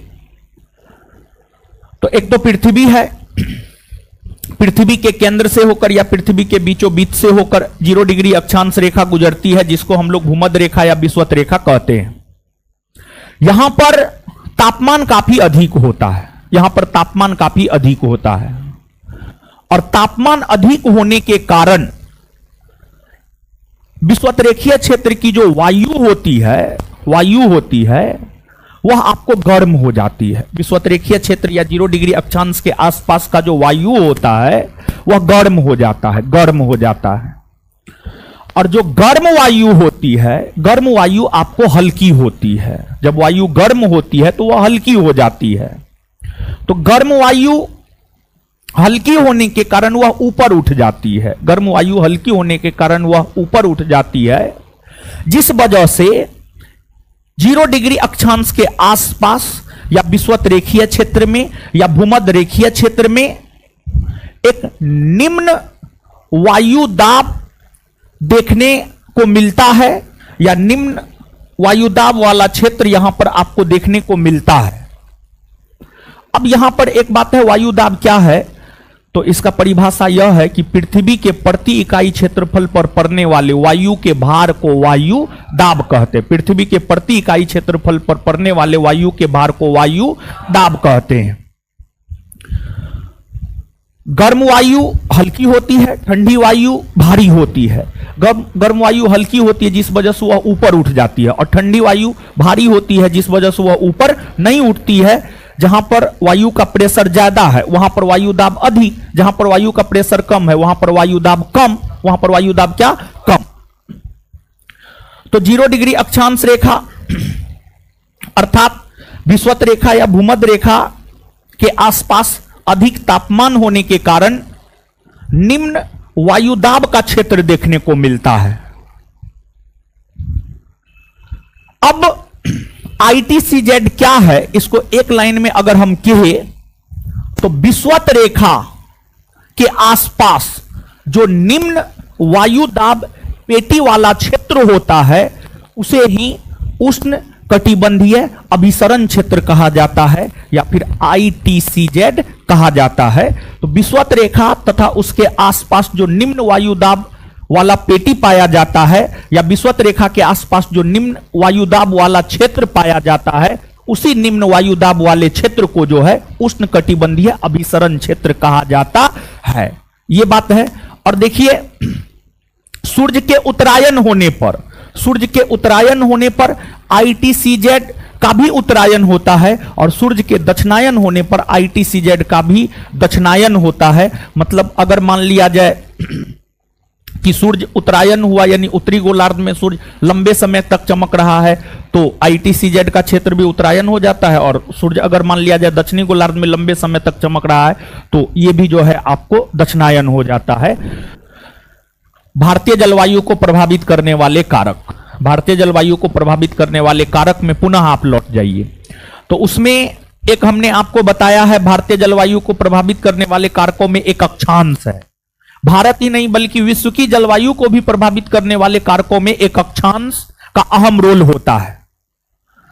भारत 0 डिग्री अक्षांश के निकट है, भारत 0 डिग्री अक्षांश के निकट है क्योंकि भारत की अगर आप बात करेंगे तो भारत का अक्षांश विस्तार 8 डिग्री 4 मिनट उत्तरी अक्षांश रेखा से शुरू हो जाता है और 37 डिग्री 6 मिनट तक देखने को मिलता है। तो खास तौर पर जो भारत का दक्षिणी भाग है वह 0 डिग्री अक्षांश रेखा विषुवत रेखा के नजदीक है, जिस वजह से इस क्षेत्र में उष्ण कटिबंधीय जलवायु पाई जाती है अर्थात गर्म जलवायु पाई जाती है। अब मान लिया जाए कि आप यहां पर ध्रुवीय क्षेत्र में आ जाइएगा, यहां पर तो ठंडी जलवायु पाई जाएगी, समझिए ठंडी जलवायु पाई जाएगी, तो कहीं ना कहीं अक्षांश तो जलवायु को प्रभावित करता ही करता है। इसके बाद भारतीय जलवायु को प्रभावित करने वाले कारकों में दूसरा एक है, वह है आपको हिमालय पर्वत। अगर हिमालय पर्वत की बात की जाए तो जो हिमालय पर्वत है यह भारत के उत्तर में है। हिमालय पर्वत किस रूप में भारतीय जलवायु को प्रभावित करती है इसको आप समझिएगा। अगर हिमालय पर्वत नहीं होता तो दक्षिणी पश्चिमी मानसूनी पवन जिससे भारत में सबसे अधिक वर्षा होता है वह मानसूनी पवन सीधे उत्तर की ओर खिसक जाता, जिस वजह से भारत में वर्षा नहीं हो पाता। फिर भारत में सूखा की स्थिति उत्पन्न हो जाती, फिर भारत की जलवायु उष्णकटिबंधीय मानसूनी जलवायु नहीं रह पाती। दूसरी बात यह है कि अगर हिमालय पर्वत नहीं होता तो ये जो ध्रुवीय क्षेत्र या साइबेरियाई क्षेत्र है, साइबेरियाई क्षेत्र से आने वाली ठंडी हवाएं भारत में प्रवेश करती और भारत में कड़ाके का ठंड होता। तो हिमालय पर्वत के नहीं होने से एक तो भारत में सूखा की स्थिति उत्पन्न हो जाती, दूसरा भारत में कड़ाके की ठंड पड़ती। तो आज जिस प्रकार की जलवायु भारत की है उष्णकटिबंधीय मानसूनी जलवायु, उस प्रकार की जलवायु भारत की नहीं होती अगर हिमालय पर्वत नहीं होता तो एक प्रकार से हम यह भी कह सकते हैं कि जो हिमालय पर्वत है वह भारत के जलवायु विभाजक के तौर पर काम करती है, क्योंकि हिमालय पर्वत के होने की वजह से ही भारत में वर्षा होता है। और दूसरी बात यह है कि हिमालय पर्वत होने की वजह से ही भारत में अधिक ठंड नहीं पड़ती है। अगर हिमालय पर्वत नहीं होता तो भारत में वर्षा नहीं होता और भारत में कड़ाके की ठंड पड़ती, तो अलग प्रकार की जलवायु भारत में आपको देखने को मिलता, अलग प्रकार की जलवायु भारत में देखने को मिलता। तो हिमालय पर्वत के विषय में हम यह कह सकते हैं कि जो हिमालय पर्वत है वह भारत के लिए जलवायु विभाजक के तौर पर काम करती है, भारत के लिए जलवायु विभाजक के तौर पर काम करती है। परीक्षा में पूछे जाने वाले प्रश्नों में ये प्रश्न पूछे जाते हैं, आपके बिहार दरोगा परीक्षा में और जो है बीपीएससी जैसे परीक्षा में ये प्रश्न अभी तक पूछे नहीं गए हैं, लेकिन पूछे जा सकते हैं। निम्नलिखित में से कौन ऐसी पर्वत श्रेणी है जो भारत के लिए जलवायु विभाजक के तौर पर काम करती है? तो इस प्रश्न का सीधा सा उत्तर हो जाएगा आपको हिमालय पर्वत, हिमालय पर्वत, हिमालय पर्वत। ठीक है। इसके बाद जलवायु को समुद्र तल से ऊंचाई भी प्रभावित करता है, समुद्र तल से ऊंचाई भी जलवायु को प्रभावित करता है। देखिए, जो स्थान समुद्र तल से जितना अधिक ऊंचा है वहां पर उतना अधिक ठंडा होगा, जो स्थान समुद्र तल से जितना अधिक नीचा है वहां पर उतना अधिक गर्मी होगा, वहां पर उतना अधिक गर्मी होगा।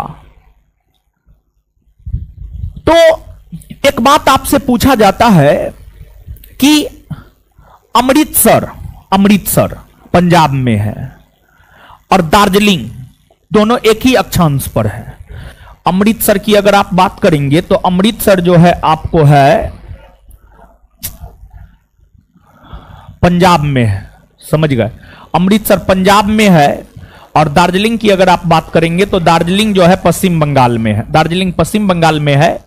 मानचित्र पर अगर आप देखेंगे तो दोनों एक ही अक्षांश पर है, दोनों एक ही अक्षांश पर है, दोनों का अक्षांशीय विस्तार सेम है, लेकिन दार्जिलिंग में ठंड अधिक होता है और अमृतसर में ठंड कम होता है या गर्मी होता है, ठंड कम होता है या गर्मी होता है।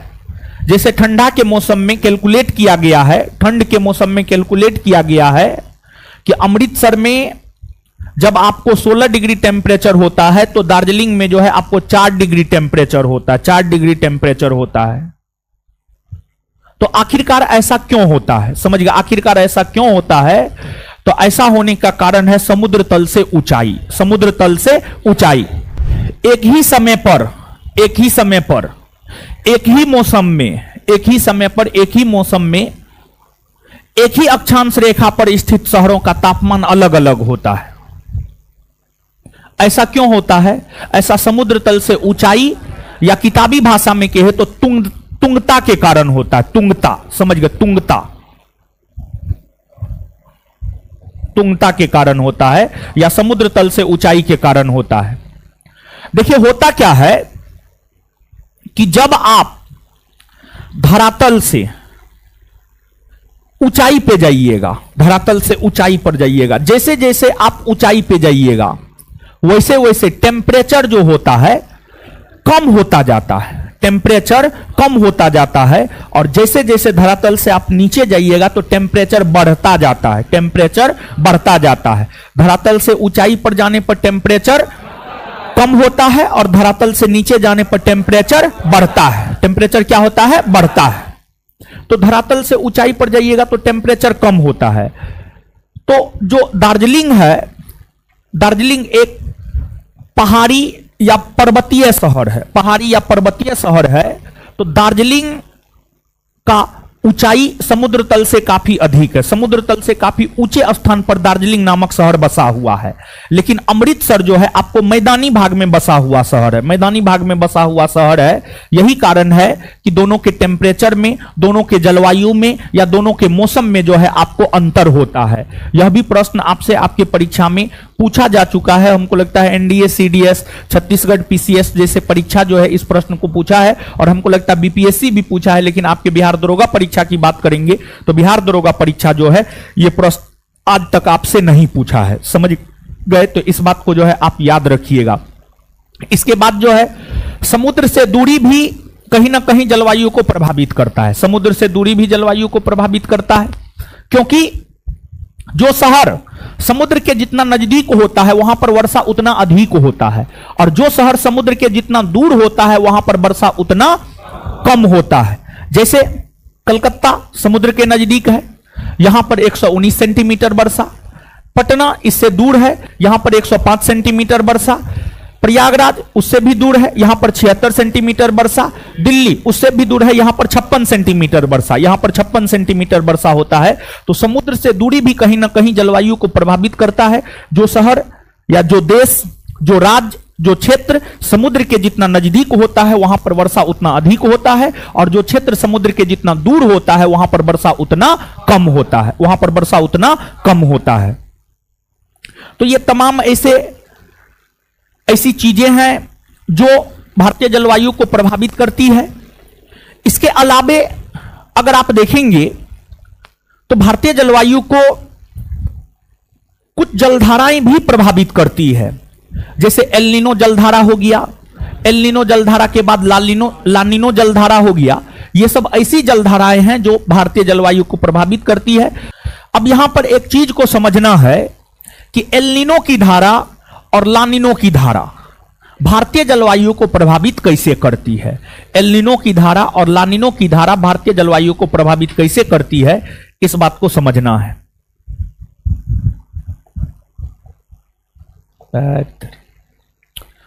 चलिए, इस बात को समझने से पहले आप एक बात यह समझिए कि वायु यानी हवा वायु किधर से किधर चलती है। वायु किधर से किधर चलती है मतलब हाई प्रेशर बेल्ट से low pressure belt, low pressure belt से हाई प्रेशर बेल्ट, यानी उच्च वायु दाब क्षेत्र से निम्न वायु दाब क्षेत्र, या निम्न वायु दाब क्षेत्र से उच्च वायु दाब क्षेत्र। देखिए, जैसे एक कॉमन सेंस वाली बात है, ठीक है, एक कॉमन सेंस वाली बात यह है कि अगर मान लिया जाए कि दो बर्तन है, दो पात्र है, और दोनों बर्तन एक दूसरे से कनेक्टेड है, एक में ज्यादा पानी है दूसरे में कम पानी है, तो स्वाभाविक सी बात है पानी का बहाव अधिक पानी से कम पानी की ओर होगा। जिस पात्र में अधिक पानी होगा उधर से पानी, जिस पात्र में कम पानी होगा उधर बहेगा। ऐसा होगा, हां या ना? ऐसा होगा। और तब तक ये बहाव चलता रहेगा जब तक कि दोनों का लेवल बराबर नहीं हो जाता है। ये तो कॉमन सेंस वाली बात है, इसमें तो कोई कंसेप्ट है नहीं। उसी प्रकार से जो पृथ्वी है, अगर आप पृथ्वी की बात करेंगे तो पृथ्वी पर हर जगह वायु दाब एक समान नहीं होता है। पृथ्वी पर हर जगह एयर प्रेशर बेल्ट वायु दाब एक समान नहीं होता है। कहीं पर निम्न वायु दाब होता है, कहीं पर उच्च वायु दाब होता है। जैसे विषुवत रेखीय क्षेत्र में तापमान अधिक होता है तो यहां की हवा गर्म होकर ऊपर उठ जाती है, गर्म होकर ऊपर उठ जाती है तो विषुवत रेखीय क्षेत्र में निम्न वायु दाब पेटी। फिर ध्रुवीय क्षेत्र में ठंडा अधिक होता है, ध्रुवीय क्षेत्र में ठंडा अधिक होता है, ठंडा वायु भारी होता है, भारी होने के कारण जो है वह ऊपर नहीं उठती है, जिस वजह से ध्रुवीय क्षेत्र में उच्च वायु दाब पेटी पाई जाती है, उच्च वायु दाब पेटी पाई जाती है। तो अगर हवा की बात करेंगे, वायु की बात करेंगे तो वायु हमेशा उच्च वायु दाब पेटी से निम्न वायु दाब पेटी की ओर चलती है। वायु हमेशा उच्च वायु दाब पेटी से निम्न वायु दाब पेटी की ओर चलती है। इस बात को आप ध्यान से याद रखिएगा। आपसे पूछा जाता है वायु किधर से किधर चलती है तो उच्च वायु दाब पेटी से निम्न वायु दाब पेटी की ओर वायु हमेशा चलती है। और देखिए, एल नीनो और लानिनो ये दोनों जलधारा है, समझिए, ये दोनों जलधारा है। एल नीनो गर्म जलधारा है और लानिनो ठंडी जलधारा है, लानिनो ठंडी जलधारा है। एक बात आप हमको बताइए, मान लिया जाए कोई पानी है, न्यूट्रल है वो, उसमें आप गर्म पानी मिलाइएगा तो पानी क्या हो जाएगा? गर्म हो जाएगा। अगर कोई पानी है न्यूट्रल है, उसमें आप ठंडा पानी मिलाइएगा तो पानी क्या हो जाएगा? ठंडा हो जाएगा। तो गर्म पानी अगर न्यूट्रल पानी में मिलता है तो वह गर्म कर देता है आगे वाले पानी को, और अगर मान लिया जाए कि ठंडा में मिलता है तो वह पानी को ठंडा कर देता है। अब मान लिया जाए कि पानी गर्म है, समझिए पानी गर्म है, तो गर्म पानी वाले क्षेत्र में निम्न वायुदाब पेटी देखने को मिलता है, निम्न वायुदाब पेटी देखने को मिलता है, और ठंडे पानी वाले क्षेत्र में जो है उच्च वायुदाब पेटी आपको देखने को मिलता है, उच्च वायुदाब पेटी देखने को मिलता है। अगर हम बात करें एल नीनो की, तो एल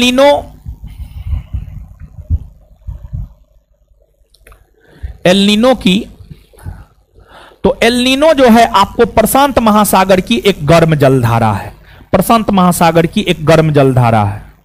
सामान्य तौर पर इसकी उत्पत्ति प्रत्येक वर्ष नहीं होती है, लेकिन 4 वर्ष, 5 वर्ष, 10 वर्ष, 15 वर्ष के अंतराल पर इसकी उत्पत्ति होती है। और जब इसकी उत्पत्ति होती है तो यह जलधारा लगभग विश्व के अधिकतर भूभागों के जलवायु को प्रभावित करती है। एल नीनो जलधारा भारत की जलवायु को भी प्रभावित करती है। जैसे मान लिया जाए रूस और यूक्रेन के बीच युद्ध हुआ, ठीक है, प्रत्यक्ष तौर पर रूस और यूक्रेन लड़ रहा है, लेकिन उसका प्रभाव, वैश्विक प्रभाव सभी देशों पर है। भारत में जो महंगाई अभी बढ़ा हुआ है, या वैश्विक स्तर पर जो महंगाई अभी बढ़ा हुआ है, उसका एक कारण रूस यूक्रेन युद्ध भी है, रूस यूक्रेन युद्ध भी है। ऐसे महंगाई के बहुत सारे कारण हैं, लेकिन उसमें एक कारण रूस यूक्रेन युद्ध भी है। उसी प्रकार से आपको जो एल नीनो जलधारा है, जब इसकी उत्पत्ति होती है तो संसार के अधिकतर क्षेत्र के जलवायु प्रभावित होते हैं, उसमें भारत के भी जलवायु प्रभावित होती है। एल नीनो जलधारा गर्म प्रकृति की है। एल नीनो जलधारा के उत्पत्ति होने से, एल नीनो जलधारा के उत्पत्ति होने से हिंद महासागर में गर्म या उष्ण कटिबंधीय यानी गर्म, यानी हिंद महासागर का पानी जो होता है आपको गर्म हो जाता है, और गर्म पानी मतलब वहां पर निम्न वायुदाब पेटी, गर्म पानी मतलब वहां पर निम्न वायुदाब पेटी, निम्न वायुदाब पेटी। तो क्या हिंद महासागर से कोई हवा, हिंद महासागर से कोई हवा की उत्पत्ति होगी? नहीं होगी। इसलिए नहीं होगी, हिंद महासागर से भारत की ओर कोई हवा चलेगी? नहीं चलेगी, क्योंकि उस समय हिंद महासागर में निम्न वायुदाब पेटी होता है। और अगर हवा की अगर आप बात करेंगे तो हवा हमेशा उच्च वायुदाब पेटी से निम्न वायुदाब पेटी की ओर चलती है, उच्च वायुदाब पेटी से निम्न वायुदाब पेटी की ओर चलती है। तो एल नीनो नामक गर्म जलधारा के उत्पत्ति होने से भारत की जलवायु पर प्रभाव यह पड़ता है कि भारत में मानसून का आगमन थोड़ा देरी से होता है। जून के प्रथम सप्ताह में सामान्य तौर पर मानसून का आगमन होता है, लेकिन एल नीनो की अगर उत्पत्ति हो जाती है तो लगभग 15 दिन से 1 महीना, 15 दिन, सॉरी 10 से 15 दिन देरी से मानसून का आगमन भारत में होता है। और दूसरी बात यह है कि जब 10 से 15 दिन की देरी से मानसून का आगमन होता है तो वर्षा भी जो है आपको क्या होता है? कम होता है। और वर्षा कम होने के कारण जो है आपको सुखाड़ की स्थिति उत्पन्न हो जाती है, सुखाड़ की स्थिति उत्पन्न हो जाती है। तो जब भी एल नीनो की उत्पत्ति होती है, एल नीनो की उत्पत्ति होने से भारतीय जलवायु पर प्रभाव यह पड़ता है, मानसून का देरी से आगमन होता है और भारत में सुखाड़ की स्थिति उत्पन्न होती है। इसके बाद लानिनो, लानिनो की अगर हम बात करें तो यह भी प्रशांत महासागर में चलने वाली एक ठंडी जलधारा है, यह प्रशांत महासागर में चलने वाली एक ठंडी जलधारा है।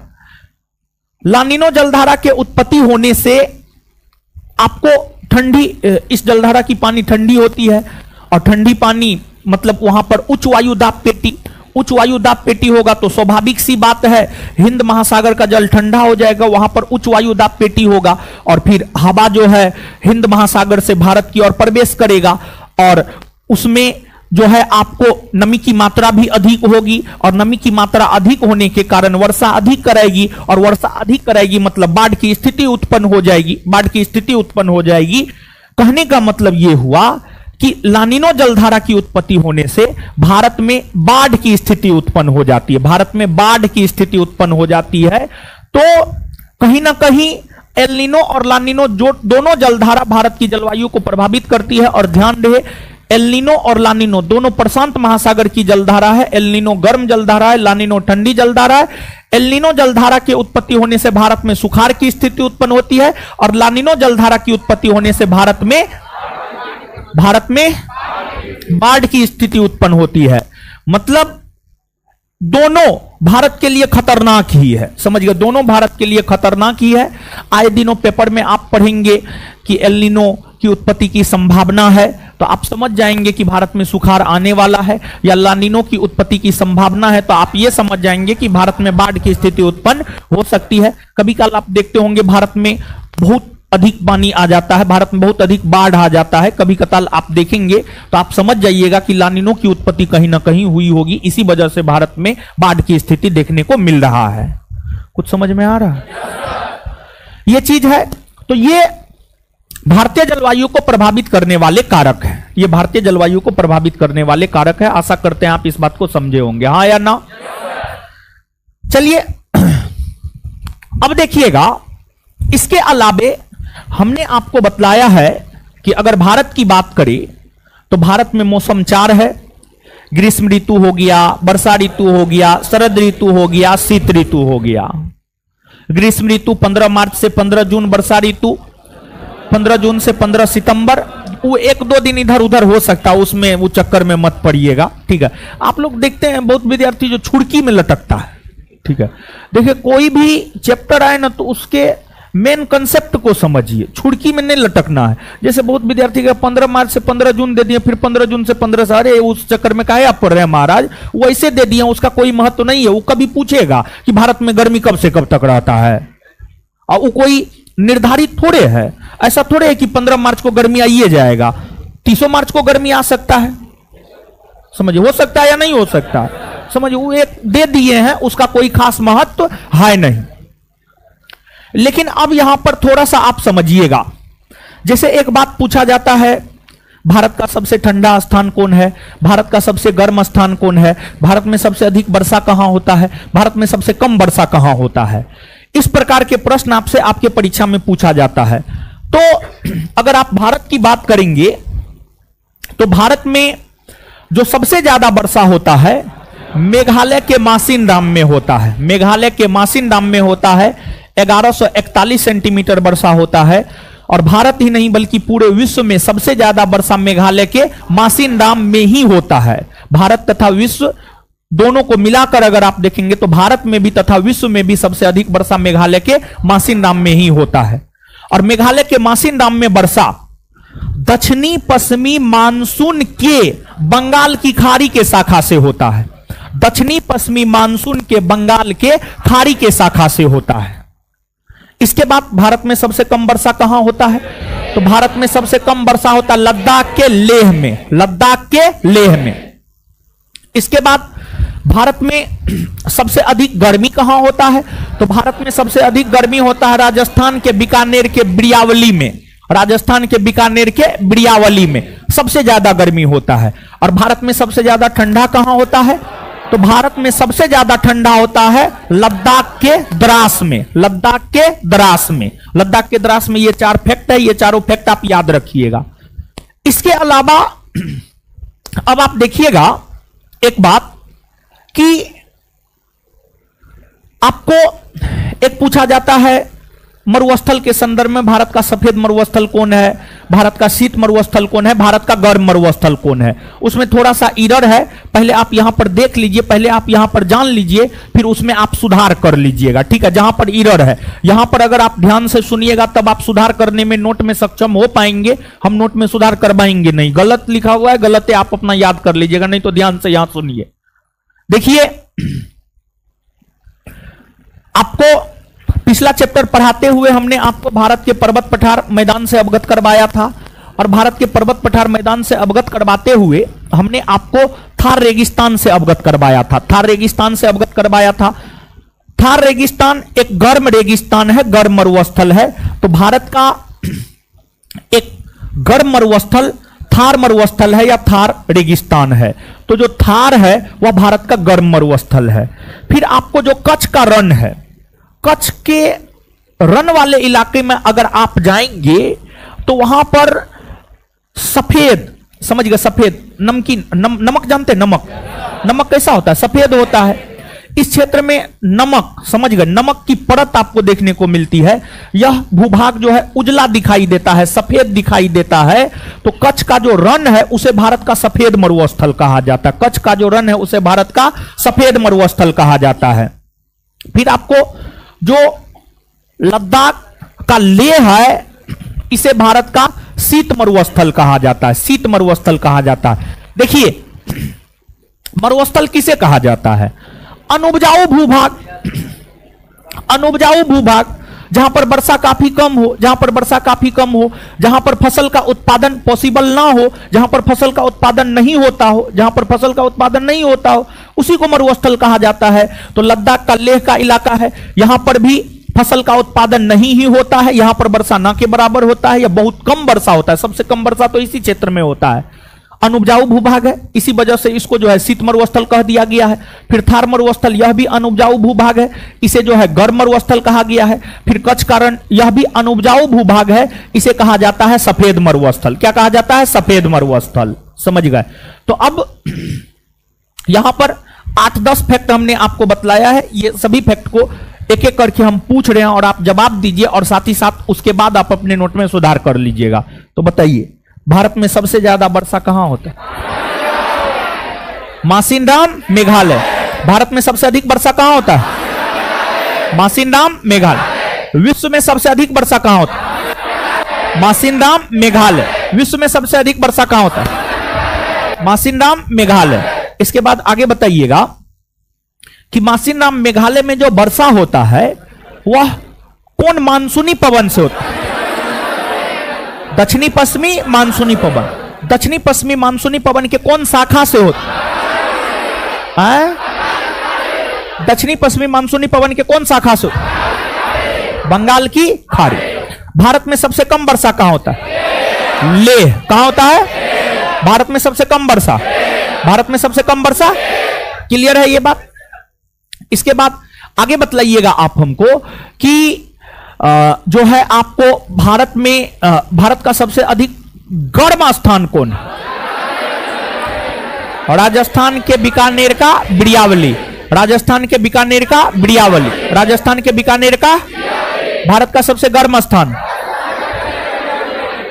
भारत का सबसे ठंडा स्थान द्रास, लद्दाख में है। कौन है? भारत का सबसे ठंडा स्थान। चलिए, भारत का गर्म मरुस्थल थार। भारत का गर्म मरुस्थल, भारत का गर्म मरुस्थल। भारत का शीत मरुस्थल ले। भारत का शीत मरुस्थल, भारत का शीत मरुस्थल। भारत का सफेद मरुस्थल आए, कच्छ का, भारत का सफेद मरुस्थल। अब देखिए तो नोट में कुछ गलती भी है। क्या गलती है? गर्म के जगह ठंडा की जगह गर्म होना चाहिए, तो दोनों जगह ठंडे ठंडा दे दिया, यही ना? तो उसको सुधार लिए, समझ गए है ना? चलिए अब देखिएगा आगे, बताए ना।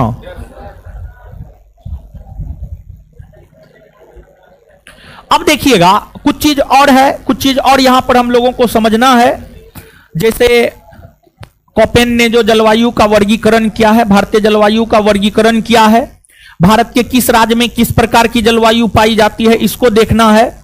और आम्र वर्षा क्या है, लू क्या है, चेरी ब्लास्म क्या है, फूलों की बौछार क्या है, बोर्डो इचिला नार्वेस्टर, काल बैसाखी, ये सब क्या है, इसको थोड़ा सा आप समझिएगा। एक बात बताइए, आप मानव हैं, आपने बहुत चीज को जीवन में महसूस किया है, बहुत चीज को आपने फील किया है, बहुत चीज आपने देखा है, बहुत चीज आपने सुना है, समझा है। क्या है या नहीं है? है, निश्चित तौर पर है। तो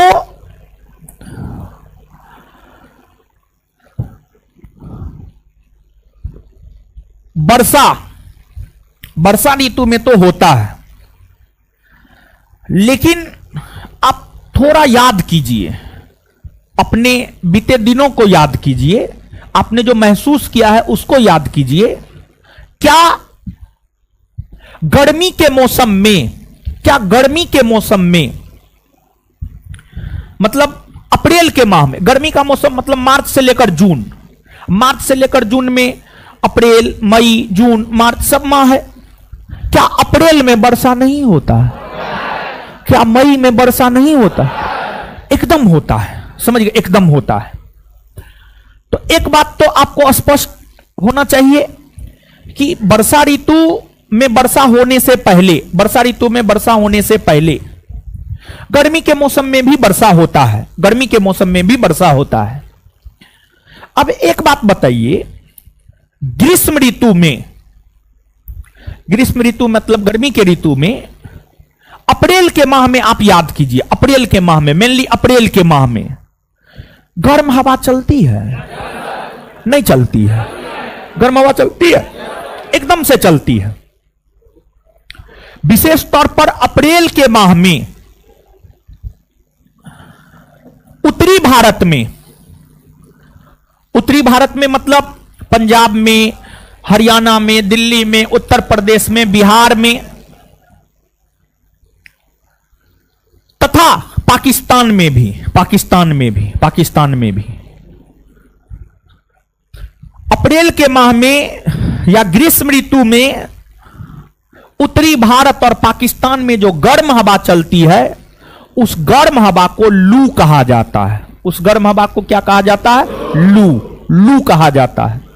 और जिसको लू लगता है, हो सकता है वो भगवान को प्यारे भी हो जाते हैं।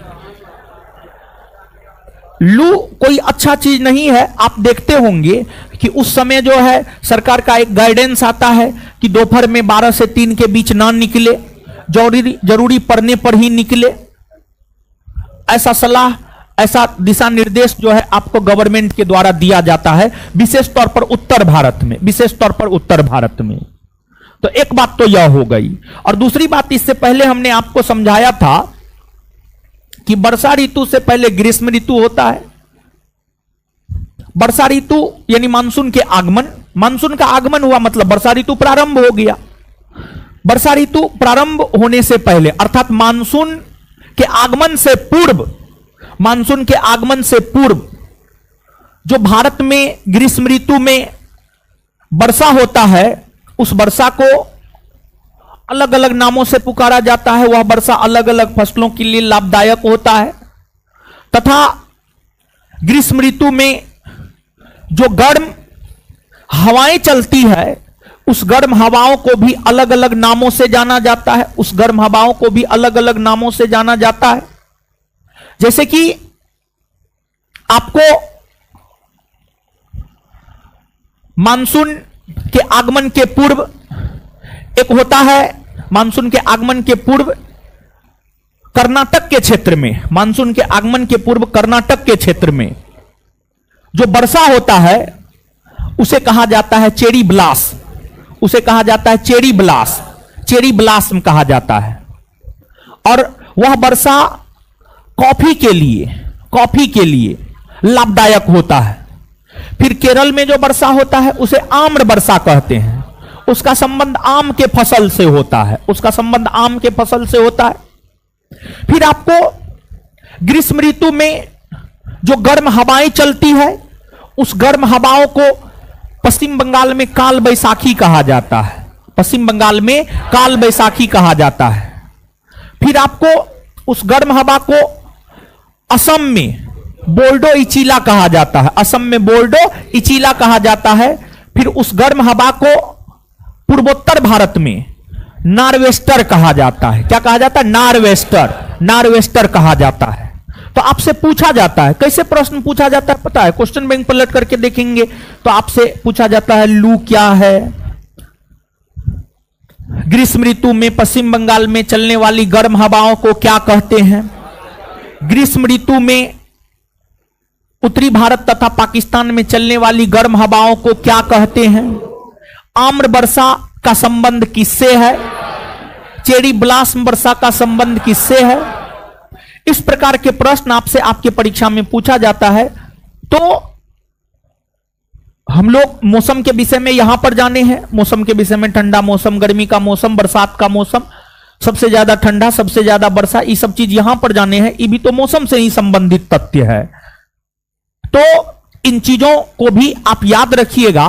कोपेन का जलवायु वर्गीकरण काफी भास्ट है, ठीक है, बहुत अधिक भास्ट है, लेकिन उस भास्ट नॉलेज का जरूरत विशेष तौर पर आपको मेंस में पड़ता है।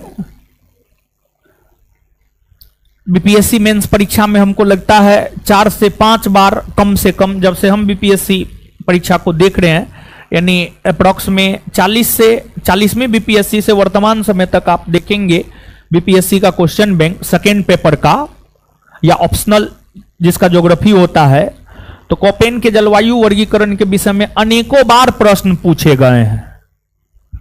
तो कोपेन के जलवायु वर्गीकरण से मुख्य तौर पर मेंस में प्रश्न पूछे जाते हैं, लेकिन ऊपर ऊपर से कोपेन के जलवायु वर्गीकरण से अब प्रीलिम्स में भी प्रश्न पूछे जाने लगे हैं। प्रीलिम्स का पूछा गया प्रश्न है कोपेन के जलवायु वर्गीकरण से, क्या पूछा गया प्रश्न है आगे हम आपको अवगत करवाएंगे, लेकिन कोपेन विद्वान का नाम है, कोपेन विद्वान का नाम है। कोपेन का जलवायु वर्गीकरण कह रहे हैं तो कोपेन विद्वान का नाम है। देखिए, अनेकों भूगोलवेताओं ने भारतीय जलवायु को अपने तरीका से कई वर्गों में विभक्त किया है या कई वर्गों में बांटा है, लेकिन उसमें सबसे अधिक मान्य है कोपेन का जलवायु वर्गीकरण। सबसे अधिक मान्य है कोपेन का जलवायु वर्गीकरण।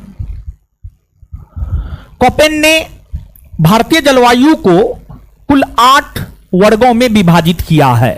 कोपेन ने भारतीय जलवायु को कुल 8 वर्गों में विभाजित किया है। और देखिए,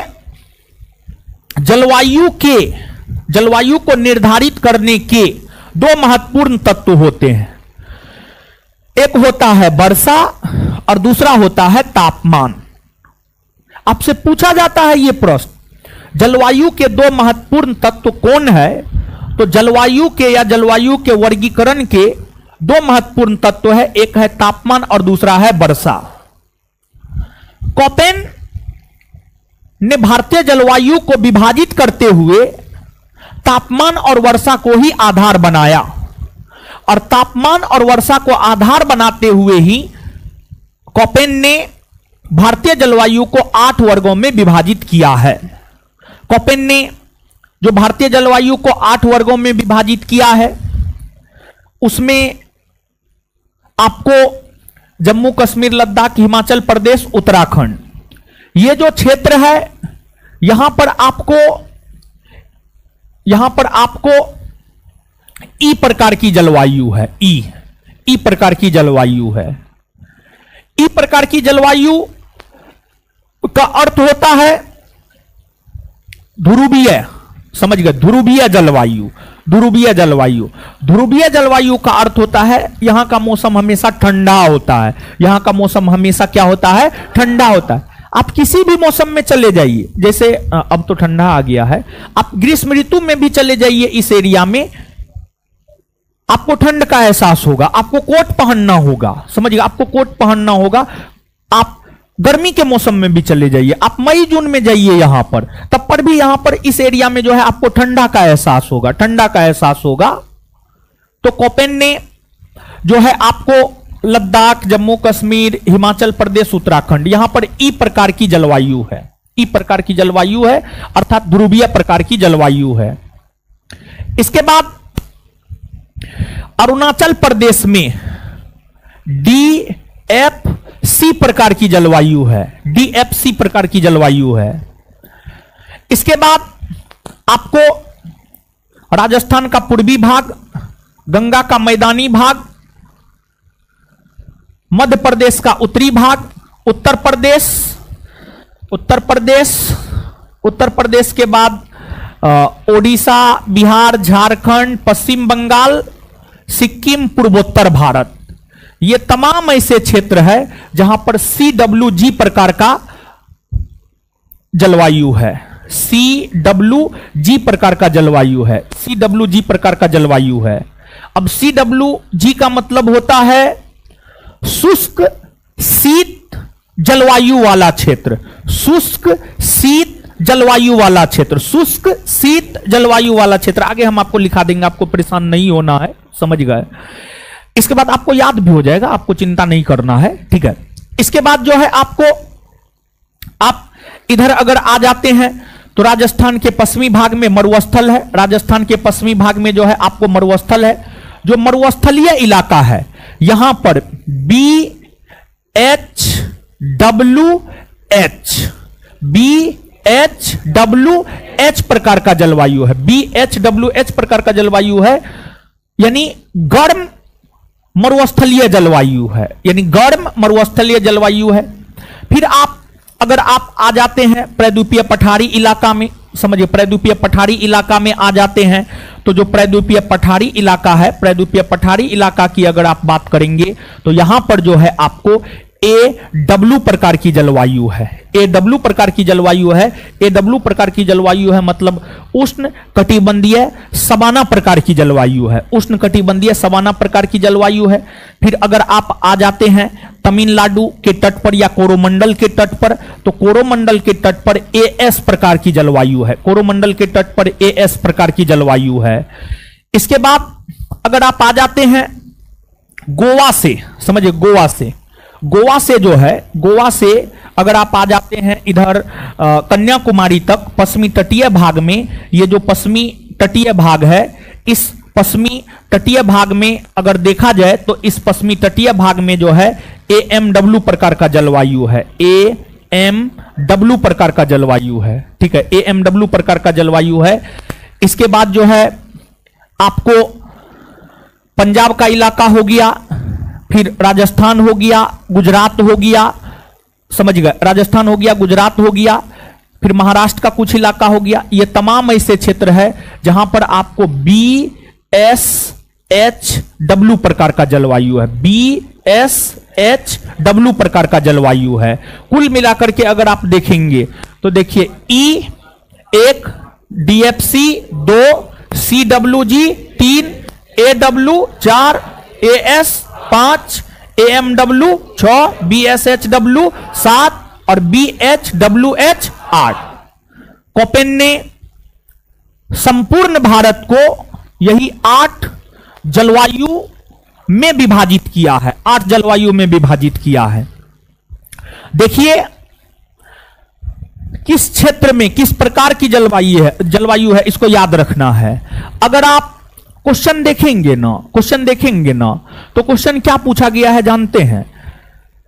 बिहार में किस प्रकार की जलवायु है? Option CWG, option BHSW, option AS, option AW। तो इसमें मारना है आपको CWG प्रकार का जलवायु है, यानी शुष्क शीत मानसूनी प्रकार का जलवायु है। शुष्क शीत मानसूनी प्रकार का जलवायु है, यानी कहने का मतलब यह हुआ कि बिहार में ठंडा होता है, फिर गर्मी होता है। बिहार में ठंडा भी होता है, गर्मी भी होता है। शुष्क का मतलब सूखा और शीत का मतलब ठंडा, समझ गए।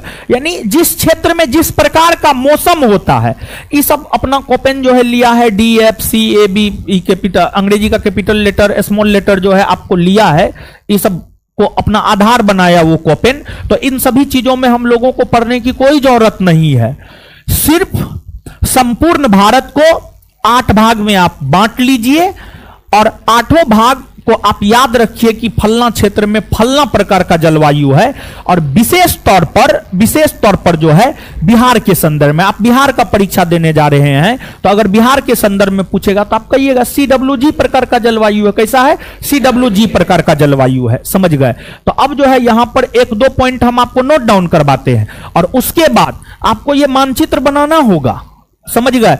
और इस मानचित्र को बनाएंगे, फिर E के सामने ध्रुवीय प्रकार लिख ले लेंगे, CWG के सामने जो है शुष्क शीत मानसूनी प्रकार का जलवायु लिख लेंगे, समझ गए। फिर जो है आपको एएस के सामने जो भी होगा वो लिखना होगा आपको। क्लियर है ये बात?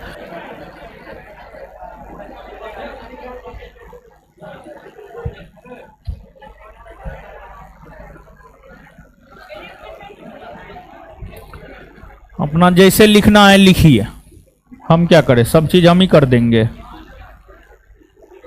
आप लोग का बस चले तो आप लोग सब कहिएगा आप ही जाकर के परीक्षा दे आइए मेरे लिए।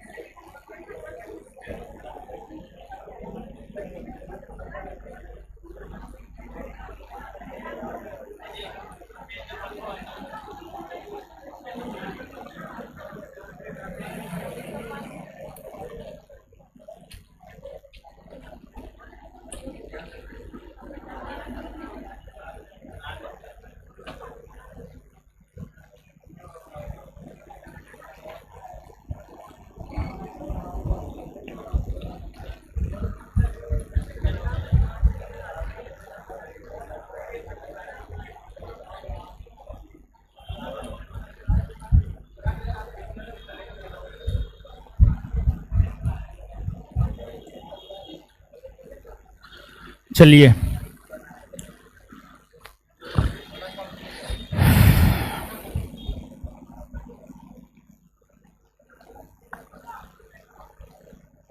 आ गया।